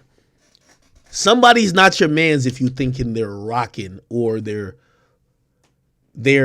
being fake to you, but they really are for your enemy. I don't sit and I've never talked about with YoungBoy about whatever beef strategy or who we don't like. I just say, hey, listen, you might not want to respond to Durk. I think Durk is, I watch him. I see Durk. He's slick. He's a slick motherfucker. He's smart. Don't fall into his trap. That's the only thing I've ever said. I've never, I'm not this whole picking sides thing is acting like I'm a goon with y'all. I'm not a goon with y'all. And also, we gonna talk about it. Don't put smoke and mirrors into the fact, brother, you selling 62,000 is because of what you won't do. You won't focus on getting a hit. This is if you care about it. You told me you never cared. So I'm thinking there is, you're always going to be happy. You should never think there is people picking sides because you're always up then. You're making, YoungBoy has made way more than Durk. I will say this now and I'll say this forever. He made way more money than Durk this year, last year, year before. But at this point, Dirk is playing the game. He's going to level up in the industry. You're not going to. You don't like to talk to these guys. You don't want to be around. You don't want to be friendly. The biggest artist you're cool with is Nicki Minaj. And y'all do songs from time to time that you barely promote. You got to play the game. Dirk plays the game. He plays the game. He plays the game and he's edgy. So the next time you drop an album, and when that shit do 80,000, don't be like, oh, it's because niggas like Ak is against me. I'm not against you. I love you. I listened to your music to today. You're one of my most played artists on my phone, constantly, in my car. I am not against you. If you think I am, you're not being realistic. But it's cool when you got a bunch of 16-year-olds who listen to you who just want to, it sounds good to be like, everybody's hating on me. That's what every 16-year-old says. But you're not 16 no more. Everybody hates on me. I'm the underdog. You're not the underdog. I could call a nigga right now who make Apple playlists. You know what they're going to say? Oh, if YoungBoy tells he dropping an album, he's at the top of the playlist. He's the face of the playlist. The niggas that work at Apple sent me screenshots after I said you were blackballed last time and said, how is he blackballed when we made the nigga the face of all these playlists? How? Why are you saying that? And I said, well, he was blackballed. They said, we're not speaking about the past. We're talking about now. He's not no more. So if you don't sell compared to Dirk, and I don't know if that's your metric, listen, if I could have, put it like this. If I could have ran YoungBoy's campaign, bro, YoungBoy would be selling 200,000. But YoungBoy says, he told me directly he don't care about sales. You got to do few things to sell a 200,000. You got the biggest fan base. Bro, act like you're active, act like you care. Bro, activate your Instagram. Your main fans are looking at these weird accounts. Activate your main Instagram, preview some songs. Get a song that you definitely know is going to be a hit. Work it before the album comes out. Work a single for a chance, for a change. Do that. Okay, all right, cool. Bro, you're going to have to pop up, be a little bit more present in the press. Yes. Very minute things. And I'm pretty sure, I guarantee it. Nigga, I know everybody over at Capitol. Nigga, I got a deal over at Capitol. 10K falls under Capitol, by the way. At least with distribution. Bro, they gave that nigga the bag. Bro, they want him to do more. You know, I know they want him to do more. Because I'll tell you this, just because I'm a real nigga. And shit, if you want to get mad or you want to tell me to stop, it's cool. One of the posts, it's the first time I've ever gotten a promo post about YoungBoy's album. You know why? That's your label doing it. They're trying to help you. Hey, we know you don't post. We need to let people know you dropped an album. They're spending a bag. Hey, let's try to let people know YoungBoy is dropping. Because he won't tell nobody. He's trying to keep it a secret. If you think, I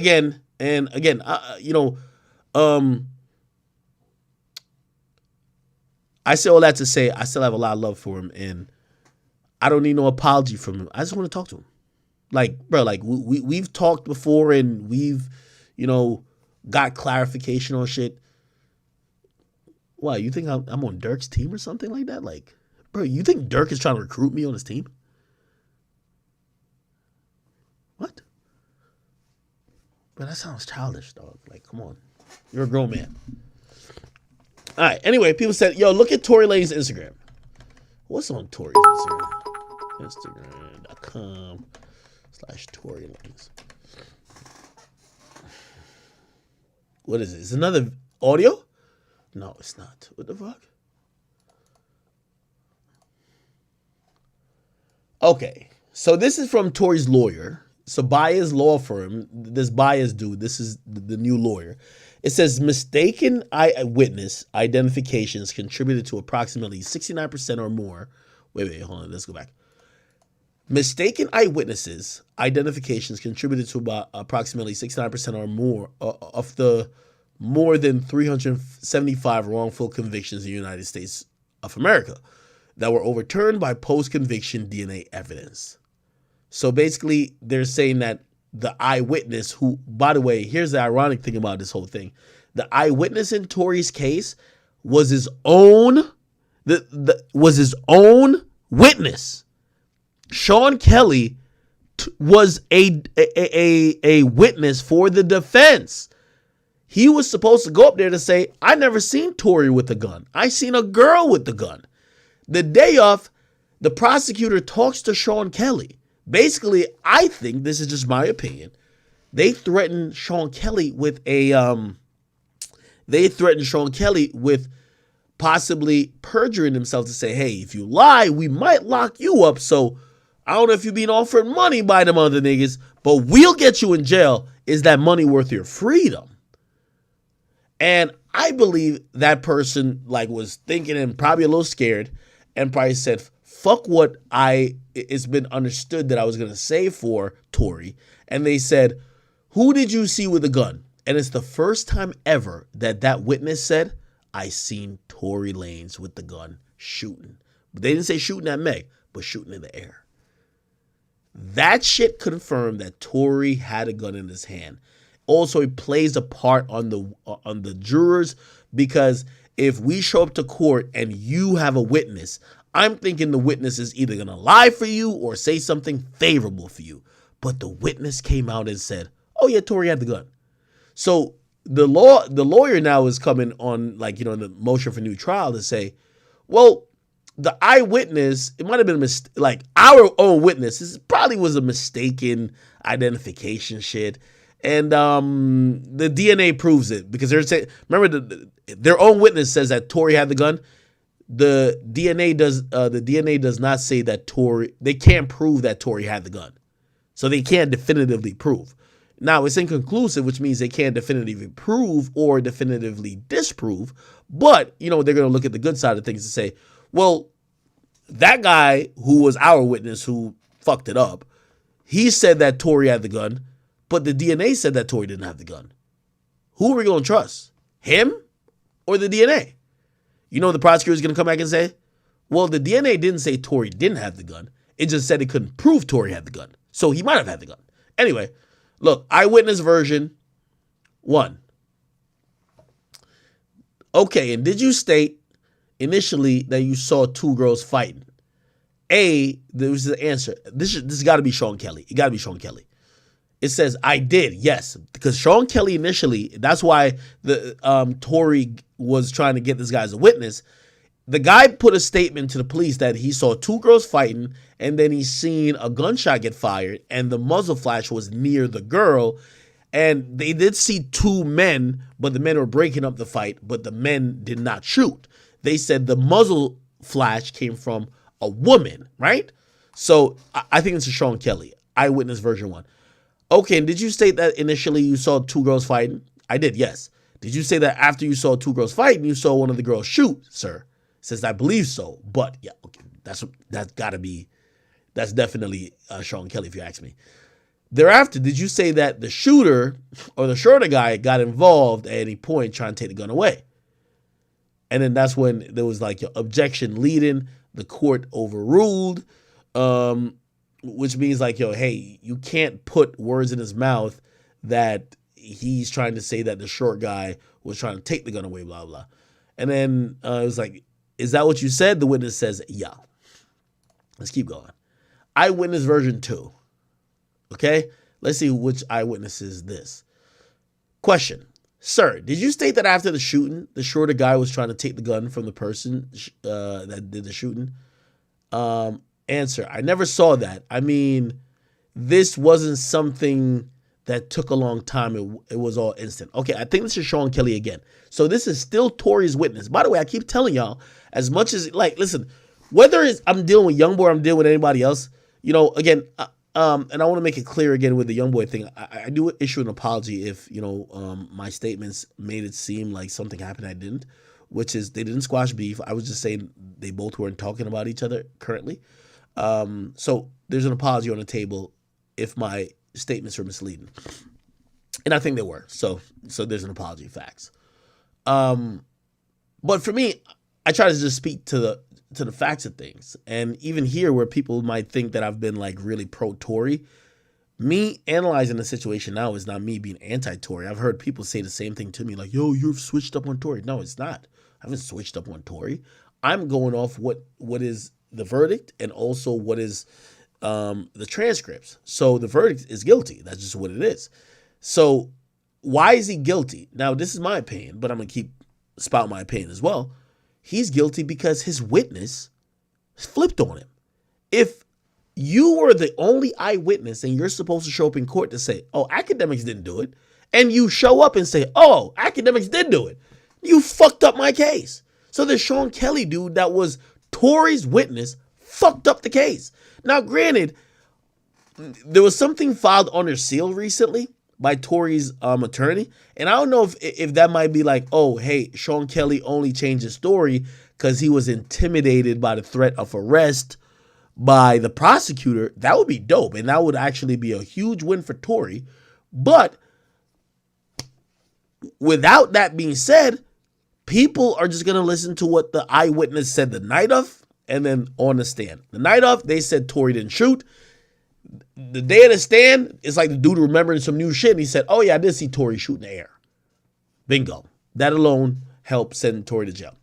Okay, so I think this is after they took an intermission and they were trying to ask the same questions again. There was a couple like people interjecting and raising objections to whatever cases. So he said, sir, did you state that after the shooting, the shorter guy was trying to take the gun from the person who did the shooting? The person now says, I never saw that. I mean, this wasn't something that took a long time. It was instant, right? And then someone, it says, oh, so question, it was quick? It's like, yes. I understand, and the question is, I understand that, sir, but we're trying to get a sequential after you saw the female shoot. What happened next? Did you see the gentleman do anything? Now, this should be the objection right here, because again, Sean Kelly only ever stated that he saw a female press the trigger, or not, he never even said that. He said the muzzle flash was in front of a female, which people would assume is consistent with a female shooting. Now, he never said that on the stand. In reality, people feel like he was intimidated by the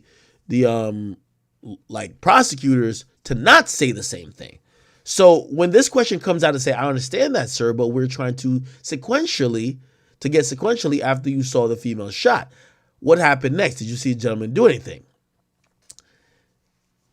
He realizes that this is Tory's lawyer realizing the defendant the witness won't say what they said in the statement initially. So you quote the statement and then you try to kind of build off of it as a tactic. And this is what the person says. I just saw he was very angry.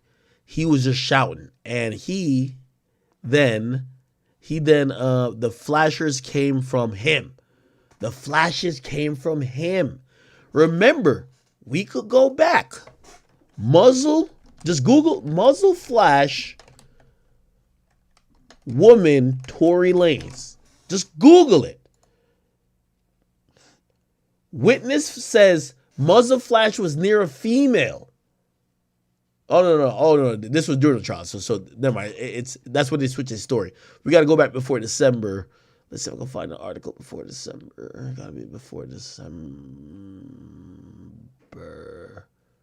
Okay. Here we go. So April 17th. So this is April 17th. Look, let's look at this. Look, Kelly, which is Sean Kelly, I keep saying it. Kelly claimed he saw the driver exit wearing all black, and he joined the fray, which is like a whole little melee, a little argument or whatever the case is. Kelly was scared, and he asked his son to come into his room. He testified several times he saw a muzzle flash and heard what he thought was fireworks, but believes the flashes were from a woman. So what he told the police that night is that the muzzle flash, which would be the gun, when a gun shoots a bullet, it's almost like a little eruption. So that's the flash. Even if at nighttime you would see a little like almost a little fire. He felt that came from a woman. He said that the night of. What did he say on the stand? Remember, he's saying on the stand, the flashes then came from him. I never saw a gun. He said he never saw a gun, but he's now saying the flashes that he previously said came from a woman, he's now saying came from a dude.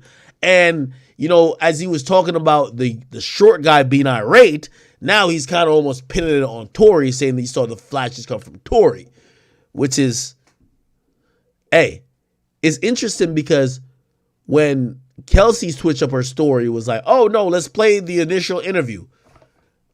Tory's witness switched up the story, and nobody wants to care about the police report he gave, saying exactly the opposite now. Anyway, let's keep going. Then Tory Lanez post up again, which this is a lawyer. So Tory posts a lawyer by his law firm. Says, this is why the DNA that excluded Tory must be heard by jury. It's a farce that someone fires a gun 5 times and it's immediately recovered and doesn't leave DNA. Okay, so let me give you my interpretation of this whole thing. Tory Lanez is completely banking on the fact or the possibility that because the DNA cannot be connected to Tory without a shadow of a doubt, Tory should not be held liable for the shooting. Why? Because it's inconsistent reports by the witnesses, and essentially most people agree that if you fire a gun 5 times, you should have left DNA there. So that's the main thing with these posts. Now, I haven't seen it because they did file some stuff under seal. I don't know what Tory's full defense is, but this is a good one. I think this, along with the, Kelsey shouldn't have testified because Kelsey switched up her story and the prosecutor, the judge allowed the defense to hear a whole interview that she did with detectives, or did with prosecutors actually, that wasn't sworn in. It was just somebody giving pretty much a police report. And that shit was weighed more heavily than when Kelsey had to go into court and put her right hand up and be like, hey, I swear to tell the truth, nothing but the truth, so help me God, and basically swear in. They took the words of a woman who was either distraught or might have been just trying to protect herself from conviction when she talked to the prosecutor months ago. So that's one of those things. Okay. All right, people. So that's the Tory shit. Hey, I do want to play this shit real quick, man. So I got to go over to Rumble. If you guys are on Rumble, please make sure you we're front page in it today. Hey, look at Rumble. They show me some love. I want y'all to go to Rumble and go to Take Confidential. And this was so hilarious, right? Before I play this, I have to give like a synopsis. Remember a couple weeks, maybe a month or so ago, I told you that there was going to be a hit piece done on me. And I said that the article was going to come from BuzzFeed News. Now, that was very interesting that I said it at that time, because eventually the article never came out. If you don't know what that article was about, a young woman who met up with a chat nigga. She met up with a chat nigga, a random chat nigga. And the chat nigga was like, yo, I fuck with Ak, right? The girl was looking for Instagram OnlyFans promotion, so she thought by fucking with that chat nigga, she was going to get on my platform to promote her, whatever she does on OnlyFans. Except she just linked with the chat nigga. And when she linked with the nigga, essentially, according to her, she thought that she eventually was going to see me. She didn't see me. She eventually had sex with the guy who was a chat nigga.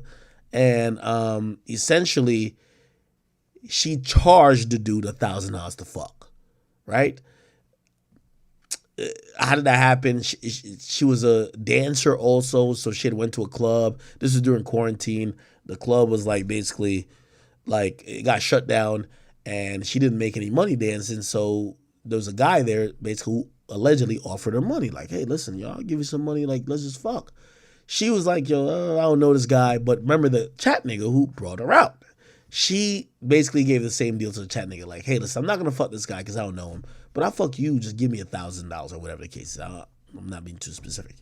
At that point, whatever happened, according to the stories, the chat nigga charged back because it was done through PayPal.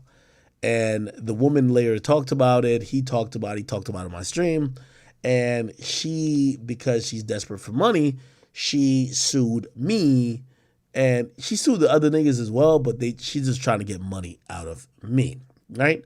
Now, while doing the lawsuit, remember, I've never met the woman. I've never, I've never seen her in life. But she's filed this lawsuit and attached me to it because she wants to get money out of me. Before Christmas, they came to me and they asked me for $300,000 to settle. They're like, hey, listen, we will cancel this lawsuit, give us $300,000. That was so disrespectful to me. I've never met this woman. I've never seen her in life. I've never had sex with her. Why the hell would I pay her $300,000? And this was her thing. She said I defamed her. I said no. So I told my lawyers, because I had to get lawyers. I said no. I'm not like, I got to stick on principle. Like, these women just think they can stick up dudes like me. I'm not gonna do it. And yeah. So here how we make it full circle. They had told us, if you don't agree to the $300,000 before New Year's Eve, so they came to us around Christmas, and they say, if you don't agree to the $300,000, what we're gonna do is we're gonna go to the press, and we know you're famous, you're public, you're a public a person. We're gonna embarrass you, and we're gonna possibly put some stories in the air that maybe you could lose some jobs and lose some work, and you lose money, and maybe you lose more money than you could have paid to us for us to go away. It's a popular tactic that's used by a lot of people who say, hey, listen, you're in a position of power or you're in a position of notoriety. And because any allegation or substantive like threat could ruin your public image, you just want to pay to make it go away. It's hush money. It's like how Donald Trump paid a chick. He didn't pay her to fuck. He paid her to shut up. So they basically said, hey, yo, you want to pay this?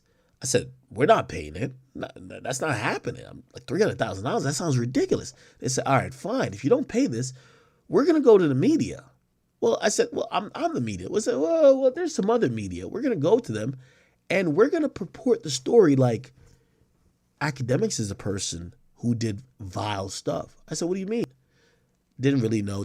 My lawyers didn't give a response until there was a journalist from BuzzFeed that hits up my lawyer. It says, yo, hey, you have any comment for a lawsuit that was filed against Akademiks? By the way, this is for something that happened on stream.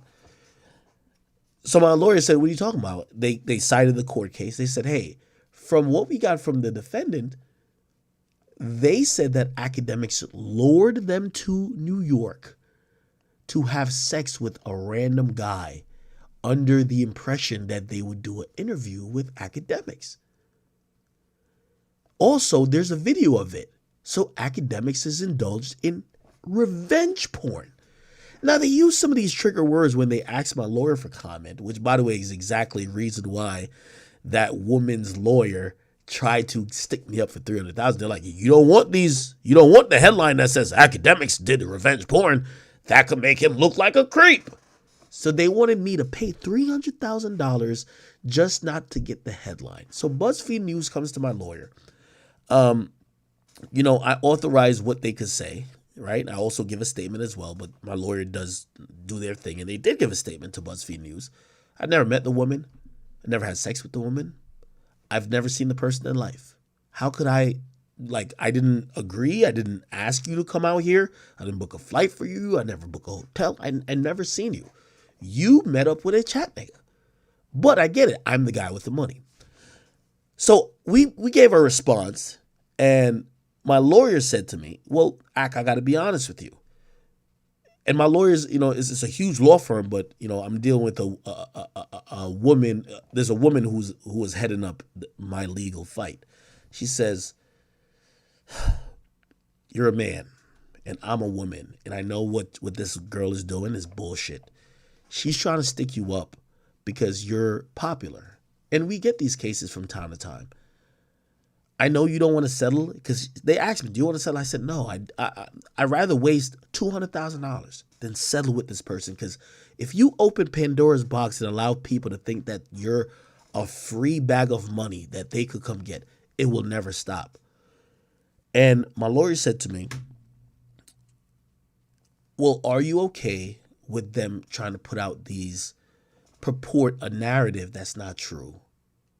Because they were going to try to purport a narrative that, oh, this is what the headline said when they emailed my lawyer. Hey, do you have any comment for an article that Akademiks lured a girl to New York? Think about the word lured a girl to New York for a member of his chat nigga organization to fuck. And he then indulged in revenge porn. It sounds so horrible. They was like making me try to sound like R. Kelly. So it's like my lawyer basically saying, yo, do you just want to pay? Do you want us to negotiate? Like, you're not going to have to pay $300,000. But by the way, these people were probably good with getting $50,000. But I couldn't pay $50,000. Like, paying $50,000 for someone who was lying on me just felt like, bro, why am I even doing this? Like, if a woman could just pop up and make up a fucking lie and I got to give $50,000, granted, they're asking for $300, so that was their ceiling. We could have came down, but I told my lawyer, do not negotiate. We can't negotiate with thoughts or terrorists, none of the sort. And I said to my lawyer, I said, yo, I'm gonna go to my audience because my audience knows me. I'm not the most perfect person, but they know I'm not a piece of shit. And when I mean a piece of shit, I'm not a fucking rapist. I'm not a scumbag. I'm also not like an abuser, nothing like that. I tell people the truth, and they know me more than sometimes I know myself. And I said, let me tell them the truth and I will not get extorted because that's extortion money. And I came to y'all, and I don't know if y'all remember, I came to y'all and I said, there's going to be an article published. And it's only going to be published because I turned down, I'm not paying these people $300,000. I'm not doing it. So let me just tell you what they're going to say. They're going to make up a lie to say that I lured somebody here or whatever. I don't know the person. I never told them to come. They only spoke to me once ever, and it was after they got here and fucked the guy. They were like, hey, I'm mad at you. And I'm like, yo, what are you talking about? They were like, yo, wasn't I coming here for you? No, you weren't. So anyway, I came to y'all and I told y'all the truth. And I told my lawyers, I said, one thing I know about my audience, they respect the truth. That's why even the whole thing with me and my ex, I don't care, man. Like, I can expose anything about me. Like, I'm going to always get on this shit. And when I'm looking at this camera and I'm going to talk in this mic, I'm going to just tell the truth. And you could say whatever about me. You could say I'm a simp. You could say I'm a bitch. You could say whatever. But the truth is always going to prevent somebody like me from getting extorted. And I told y'all, and I think y'all understood. And I was preparing for the article. It was there is a lawsuit already. We filed our counter. We're hoping it gets dismissed. I'll let you know. And also, about it, the reason why I responded to is like, I ain't trying to have nobody Tasha K me. I got money in. So, you know what I mean? Tasha K broke. So, like, with Tasha K, they're asking for money she don't got. I got it. So, I got to, whatever. And by the way, once we win this lawsuit, we have all plans to get the money back from her. Don't worry. I'm going to show you how we're going to do it. I'm going to do some 50 Cent shit. Don't worry. Anyway, I was waiting for this article to come out. I said, okay, they're trying to shame me. I'm waiting for it. Like, I told my audience already, like, I was honest, but we know how it's going to look. The article never came out. And I found out why. Because these organizations, like, even how the journalists from BuzzFeed came to us, one of these woke motherfuckers who try to, like, be like a little feminist motherfucker, like, did you on a subtle level make it feel like this woman should come out here to fuck with your guy? Like, no, I didn't, motherfucker. But of course, they're like being super woke. Anyway, long story short, BuzzFeed News gets fucking shut down. You know why? These woke motherfuckers who have made a career and got their height at this whole Me Too movement. When the Me Too movement is a great thing when you have real people who are doing like disgusting shit, but then y'all take it too far when y'all try to get everybody. Oh, hey, you catcalled. You're a bad person. That's fucking dumb. So what ended up happening is that BuzzFeed News basically gets canned. Like, BuzzFeed News is no more. So the journalist and whatever article that was going to come out never came out. I was wondering why it never came out till I realized BuzzFeed News shut down. Then I realized, BuzzFeed News, which dragged media into the digital age, shuts down. Fucking done. Rest in fucking piss. You know why? Y'all operate on this woke agenda. Y'all followed these nefarious stories. Even we work with that journalist and we gave them more than overwhelming proof. How are you going to write an article about me and I've never met this woman? I've never met her. I never told her to do nothing. I never talked to her before. What are you talking about? But they were about to run this article on me. And I don't know, I want to say it's God, but it's like I'm now believing this whole thing. You go woke, you go fucking broke. So these companies who built their whole thing on trying to bring down men or bring down people, especially when it's bullshit. I'm not saying there ain't people who are predators and people who are weirdos and people who need to be held accountable. But some of these organizations turned into, we are cancel culture. Let's find a reason to cancel anybody of importance. So that shit bit the can. It's no more. By the way, they're all in a SPAC with Complex. Complex is down fucking bad. They're broke. I don't even want to get too much into it. I'll probably, just remember I said this, I'll double back about what I hear about the state of Complex and BuzzFeed. They're all together. But they're not the only people in media who have chosen this go woke thing. If you don't know Vice News, somebody who at a time when I was getting at two of their people, two bum-ass niggas, what's these niggas' name? Desus is like Donkey and Shrek. It's like, who these fucking niggas? Desus and Miro?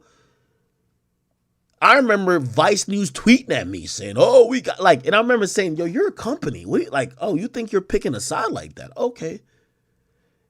Now, some of y'all might know them for doing some shit on Chicago, whatever the case is. But Vice News tried to do the BuzzFeed strategy. You know what the new message about them is? They're preparing to file for fucking bankruptcy. They're in the grave right now. Look, headed for bankruptcy. How did it all go wrong? How did it all go wrong? Let me explain how it fucking went wrong for all these motherfuckers. These motherfuckers chose the woke level, and there's nothing wrong with being woke. As long as you're not weaponizing, even though these motherfuckers was. Let me tell you what they did wrong. They didn't have foundation to build on. You see, BuzzFeed was the people who, they capitalized on the meme generation. Remember when Drake won a beef with memes? BuzzFeed started being the meme and short video type of, let's capitalize on that. But it was never real. Because there was no soul. The reason why YouTubers exist, the reason why when I went to Complex, they said, how the hell do you do what you do? And we can't get nothing popping. Because there's soul here. Most of these companies, they're all about the bottom line. They look at what's popular, they try to imitate it, but they don't stand for nothing. You stand for nothing, you're always going to fall eventually. So you get Vice. And Vice becomes a big company. They get valued to be $5.7 billion. But you know what happens to Vice and what happens to BuzzFeed and even happened to Complex? I'll tell you and I'll show you exactly what happened. They didn't have soul. You see, when I'm on here and I say I'm on Twitch and I say, hey, I'm going to YouTube. And everybody say, all right, we're going to YouTube with you. And I say, I just signed a deal with Rumble. Let's go to Rumble. And we're over Rumble now. Yo, salute to all my people on Rumble. Let me just open the Rumble chat real quick because I love y'all over here. That's having soul. That's having something you stand for. We have 5,000 people over there. Amazing. You know what happened with these companies? They never had soul. Let me tell you how it manifested. Because all they relied on was Facebook algorithms. And Facebook would push out easy to produce, repetitive content in a certain time period. So that time period, it would push out all the BuzzFeed stuff. So it looked like they were growing. You couldn't go anywhere without seeing a BuzzFeed poll or quick video or something of the sort or a meme. And Vice started doing videos that would work on Facebook. And then what happened is that Facebook, just look at Facebook and BuzzFeed. Facebook reduced distribution with BuzzFeed, with all pages, because Facebook said, you guys are making a killing. What about us? Let's think about the bigger picture. Ain't Twitter charging for verifications? Ain't other people, like the social media companies have said, y'all done made enough money off of us. It's time for us to get the bag. They've reduced everybody's output. So you get BuzzFeed on here. 13 million people follow this shit. 13 million people follow this shit. Yet if you look at one of their articles, they got 28 likes. YouTube flicked the switch. We're not promoting your shit no more. Your company is going to be worth billions. They did it to Vice too. All these companies were relying on social media algorithms because the algorithms were only benefiting woke for a while. 8 million people who follow Vice. You look at their shit, it ain't busting like that. 13 likes for 8 million? I don't know. 78? I don't know. 16? But I thought, let's go to the about. Your Vice. 10 million follow this, 8 million like. But YouTube flicked the switch on y'all bitch ass. Because YouTube wasn't getting the money. And that was the end of Vice. And that was the end of BuzzFeed. So I had to give you a backstory before I got to this point. Because BuzzFeed was dead in the water. You see what they were trying to do to me. But Vice actually did a little bit, they got a little headway. Vice was looking around and they were saying, who could we get? Who would woke culture want us to tear down? And at a point they said, Andrew Tate. Let's take Andrew Tate's platform. Let's do a documentary on him. Let's portray him to be the piece of shit that we all need to hate. They did it. And right before he went to jail, a lot of people said, oh my God, it's kind of exposing the truth about Andrew Tate. Now, some people push back and say, nah, it wasn't. Look a little funny, like y'all are twisting the facts and portraying it away. But remember, they're woke.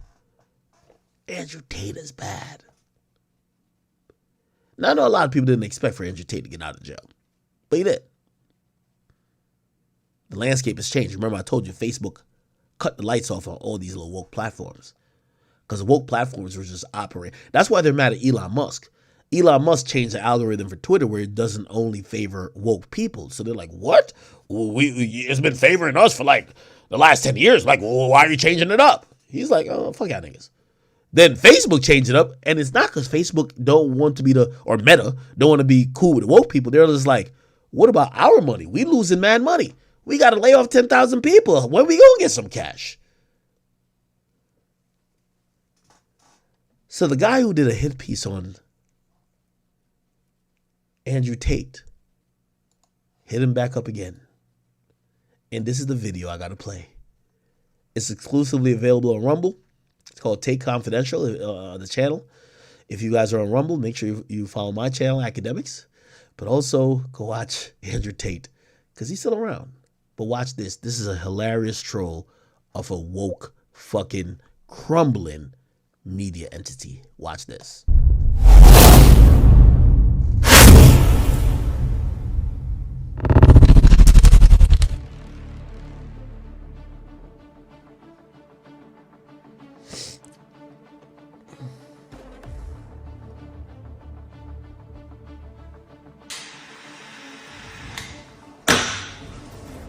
So let me tell you all a quick story about Vice News. Remember Vice News? I know, they don't matter. I allowed them to come and do a piece on me in the war room about 7 months ago now. I knew it would be a hit piece, of course. I'm a professional. But I also knew anyone with a brain would see through the hit piece and see the beauty of the war room and want to join. So I allowed them to come do a hit piece.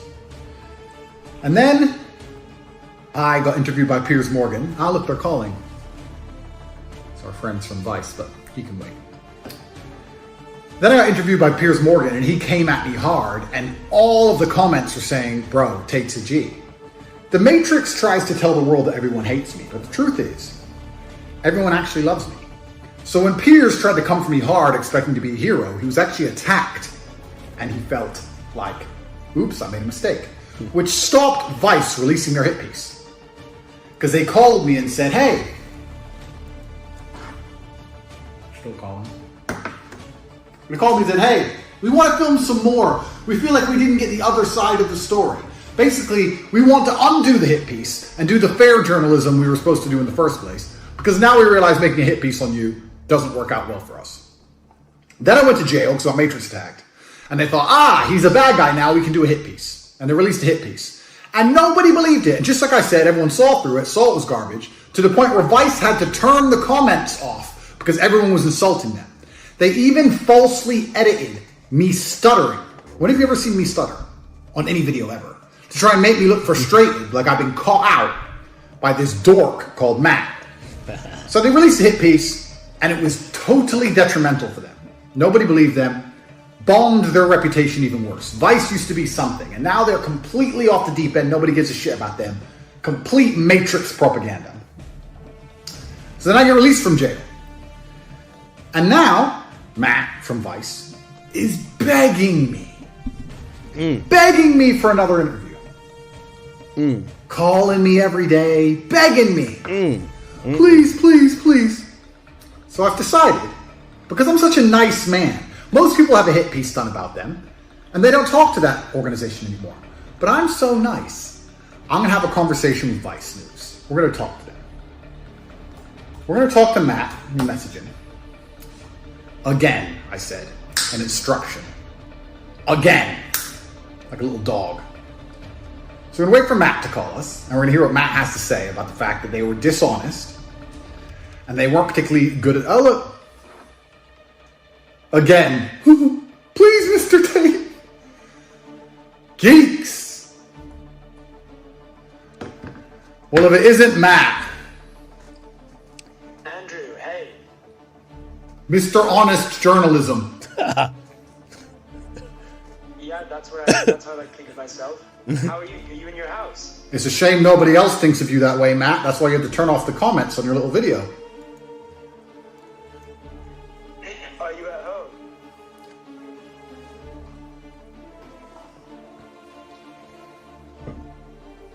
Congrats on your being released under house arrest. Thank you. What do you think is next? Well, it's a beautiful reality, Matt. It's a beautiful life, and I'm clearly one of God's chosen ones. And I'm here to spread a positive message and continue with my mission to prevent the degeneracy which is purported by organizations like Vice, drug taking, and other forms of pornography, a bunch of other stuff you are involved in. I'm here to combat it, and I'm going to lead people to the truth and to the light, and we're all going to be better people and have a better society for that. And I think you learned that when you turn the comments off in your little video, that most people understand I'm a force for good, and that hit pieces don't really work because you've lost all credibility in the mainstream matrix mechanisms of the media, unfortunately for you. I actually have no say of whether the comments are or not, but I think they were turned off because the women were getting harassed. Is that your excuse? Well, that's what I think is the reason that they were turned off for. But anyway, regardless, I mean, look, the main reason I'm calling is I want to see whether you were up for doing another interview, not for Vice, but for the BBC. Why would you want to interview me? I'm a bad person, I thought, according to your little story. Well, I just try to report both sides of every story, so... Oh, you do both sides? Is that how you think you work? Yeah, that includes your side as well. So, it was obviously difficult to interview you while you were in jail. Now you're out, we can actually have a chance to hear your side of things. Problem is, Matt, everyone on the planet wants to interview me. So the question is, why would I choose you when I have unlimited offers from people who are far more successful and better than you at the job? Because I'd be doing, and I'm not trying to disrespect you, I'm being honest. I'd be doing you a favor. Like, Matt, what's your last name? Shay. That name didn't matter until it was associated to mine. You do an interview with me, you matter for a little bit, but I can do an interview with anyone. So why would I do an interview with you? And this is genuinely a question. It's not an insult. I'm actually asking you why I would choose you when I have unlimited offers on the table.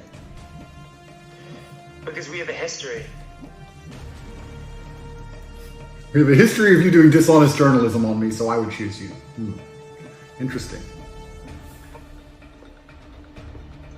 Any journalist that you speak to is going to ask you the similar questions to the ones I asked you. I have no problem with your questions.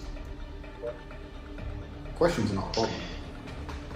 The reason that I want to do an interview with you, and of course you can do an interview with anyone you want, and that's entirely your choice.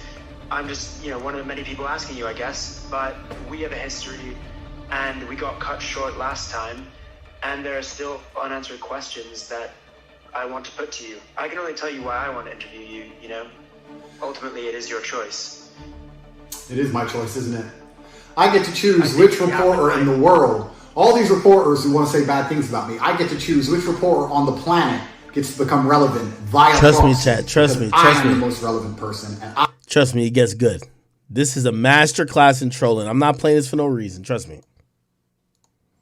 kind of interesting. I need to think heavily about it. I can't just give out such a fantastic opportunity to disingenuous nobodies. It's something I need to think about. Do you work for the BBC now, or do you work for yourself?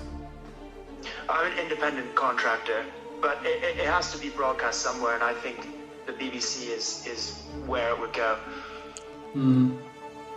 But one thing I would say, though, is I spoke to the sartorial shooter, and he said that one of the things you might want is the chance to film it and record it yourself. Oh, you mean so you can't edit in stutters like you did with Vice to pretend that I was stuttering when I was answering questions? Is that why? I don't know what you're referring to. Yes, you do, Matt! The algorithm to make you become more famous and more viral. I'm not an expert on algorithms for social media platforms. I do not have most of them installed on my phone. I cannot control what a 15-year-old Singaporean decides to do when he chops me up and calls me names. I can't control that, and I wouldn't try to. When you search for your... And I wouldn't try to. When you search for your name in Google, what are the associated terms? Why then have the Romanian police said the investigation is ongoing? I'm not sure where you got that information from. I'm not sure who said it. Is there some kind of procedure that must be completed? I don't know. There has been a lot of bad... Procedure that must be completed? I don't know. There has been a lot of bad... I can't control that, and I wouldn't try to. When you search for your... Procedure that must be completed? I don't know. There has been a lot of bad...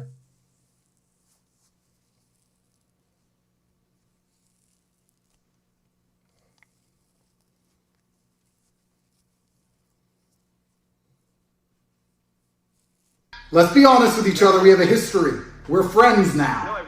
Don't lie. Stutters were edited in to try and make it look like you stumped me with your asinine questions, which of course is absolutely impossible. I honestly don't know what you might be referring to is sometimes we cut to B-roll of someone's face when we're editing an interview because, we spoke for almost an hour, but it gets cut down to only a few minutes. So there are going to be some edits and we are going to need to cut to your face at some point. You dishonestly edited. Okay, we agree. Well, we edit.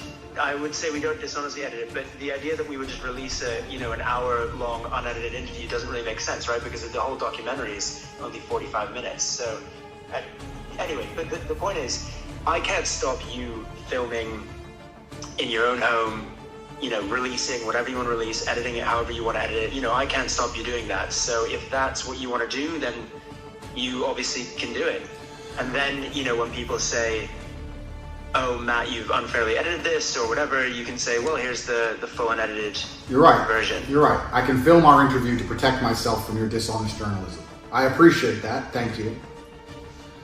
I'm going to think about it, Matt, because I'm the one who matters here. I can sit down with fucking Peter, with Big Bird, Oscar the Grouch. I can sit down with anybody and it'll be the most viewed podcast or interview in the world. So I'm gonna think about it. That's true. Would you bring me a box of chocolates? I can bring you a box of chocolates. If you promise to bring me a box of chocolates, that will increase your chances, and I'll give you an answer within 24 hours. But you have to promise me, Matt. Don't lie to me. I'll check with my superiors whether I can send you a box of chocolates. Well, then you check with your boss. You go into your boss's room and ask if you're allowed to spend a large portion of your salary on a 5-pound box of chocolates, and you let me know. And if you can, then I will strongly consider allowing you the opportunity to speak with me. Are you asking all the journalists to bring you a box of chocolates? You let me know about the chocolates, Matt. Have a nice day. Right. So, now Matt's going to come back and tell me he's going to buy me a box of chocolates. What Matt doesn't know is that because he's a dishonest journalist, if he agrees to the chocolates, I'll agree to the interview. But I'm not going to show up. What we're going to do is record him standing around waiting for an interview with my box of chocolates. You see, isn't the world beautiful? Vice do a hit piece on Tate. Tate goes to jail. We got him! Release the hit piece! He's in jail! He's never getting out! God. I'm going to be honest. I think a lot of people didn't think that Andrew Tate would be out now, period. Releases me. Vice, Matt, BBC, whoever, Matrix agent number 399 begs for another interview, and I end up with chocolates. It's kind of like I never lose. A few moments later. Hello, Matt.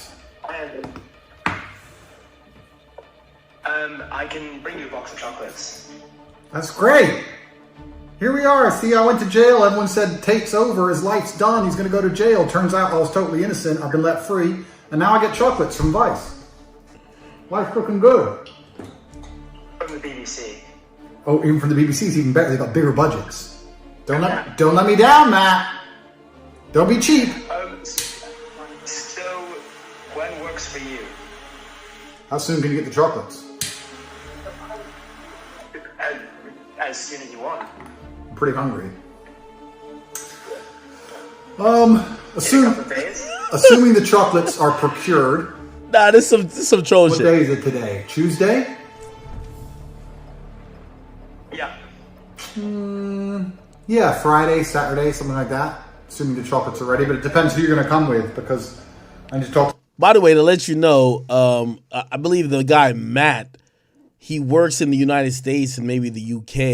You know, the BBC is based in the UK, but like Vice is based in the US, I believe, or was.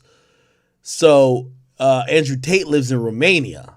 So, you know what I mean? Like, I haven't been to Romania or anything, you know what I mean, east like that, but that's a flight. Talk to my lawyer on house arrest, blah, blah. Friday works. If I need to get permission to visit you from the police, I'm sure I can do that. I can probably do that. Alan, my lawyer, can handle all that. How many of you are coming? It would just be... This thing is a troll. It would just be 3 people. Me and 2 crew. You and 2 crew. Okay, let me talk to my lawyer and I'll get back to you. Okay, great. Hopefully see you soon. Hopefully. Alright. That's a troll! Gotcha, bitch! Several days later. Is Andrew coming out to meet us? Yo, so apparently they traveled to Romania. This is in Romania where Andrew Tate lives. Who are you? Matt. This is Matt. And he looks... From the BBC? Alright, I'm gonna let him know. Okay, Be right back. Thanks. Okay.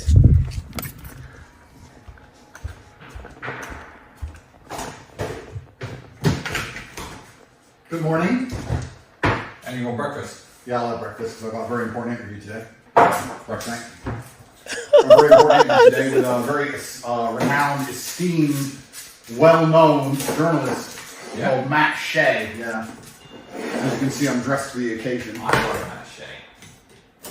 I think you can see him standing outside my house right there. With his film crew. With his film crew. That's interesting. Where is he? Here he is. Here he is. Look.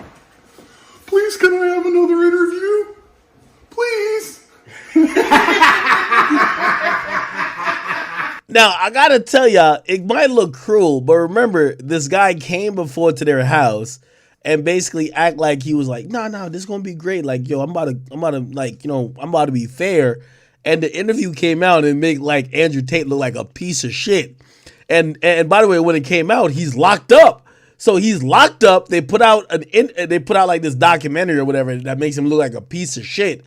And they're probably thinking, all right, fuck him, bury him. Like, let's get the clicks, let's get the money. He ain't never going to be free. He gets free.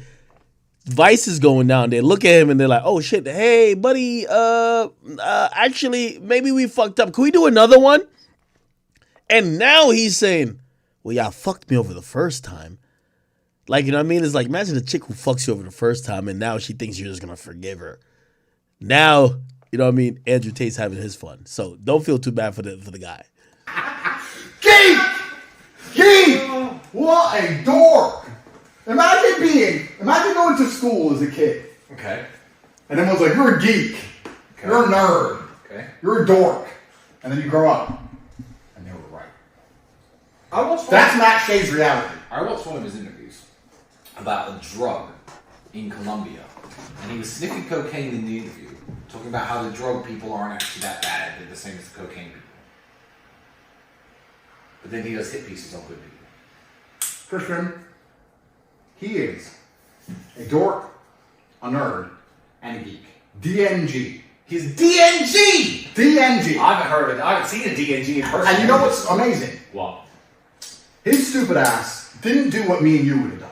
Jump on a jet and fly somewhere. No. He went to the airport, checked in, Wizz Air, economy, put all his bags on the thing, quickly, let's wait in line for security. Went through all that shit at 4 a.m. this morning to come here and stand outside my house like a dickhead. I wonder how much of his annual salary this cost. Well, what do you call him? I'll let him know I'm having my breakfast. So he has to fucking wait. Just call me, he certainly will. He's still there. Did he have chocolate? Andrew, can I say what? Sorry. Why is he here? To do it? About? How about the most famous man in the world, the most influential man in the world who owns the culture, the person who's going to save planet Earth, me. And of course, I decided to do an interview with him to boost his career because he was so honest the last time I gave him a chance. So this is Vice episode 2. Yes, you did. But this time,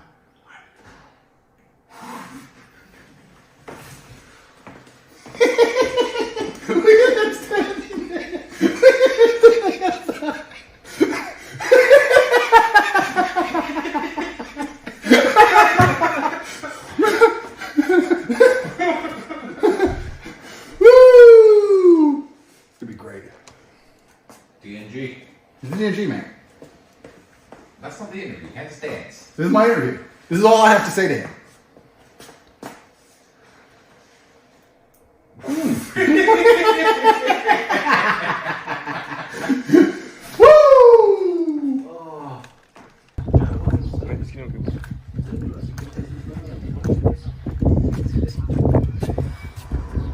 So I spoke with Andrew. He said he's tired right now. Okay. And to give him his chocolate. Give him his chocolate? Yep. Okay, well, can you tell him we can give it to him once we're sat down to do the interview? He wants the chocolate now. He wants the chocolate now? Okay, because I'm a little bit worried that he's just gonna, brag about us bringing him chocolate on Twitter and not actually do the interview. I don't know. You have to bring the chocolate first. Okay, so is he too afraid to come out and say it himself? No, he's just tired. He's having his breakfast now. Okay, could you do me a favor? Could you ask him if he's scared of doing an interview with us? Okay, sure. Thank you. Yep. So he asked you if you are scared to go out and talk to him. Scared? Yep. That's what he said.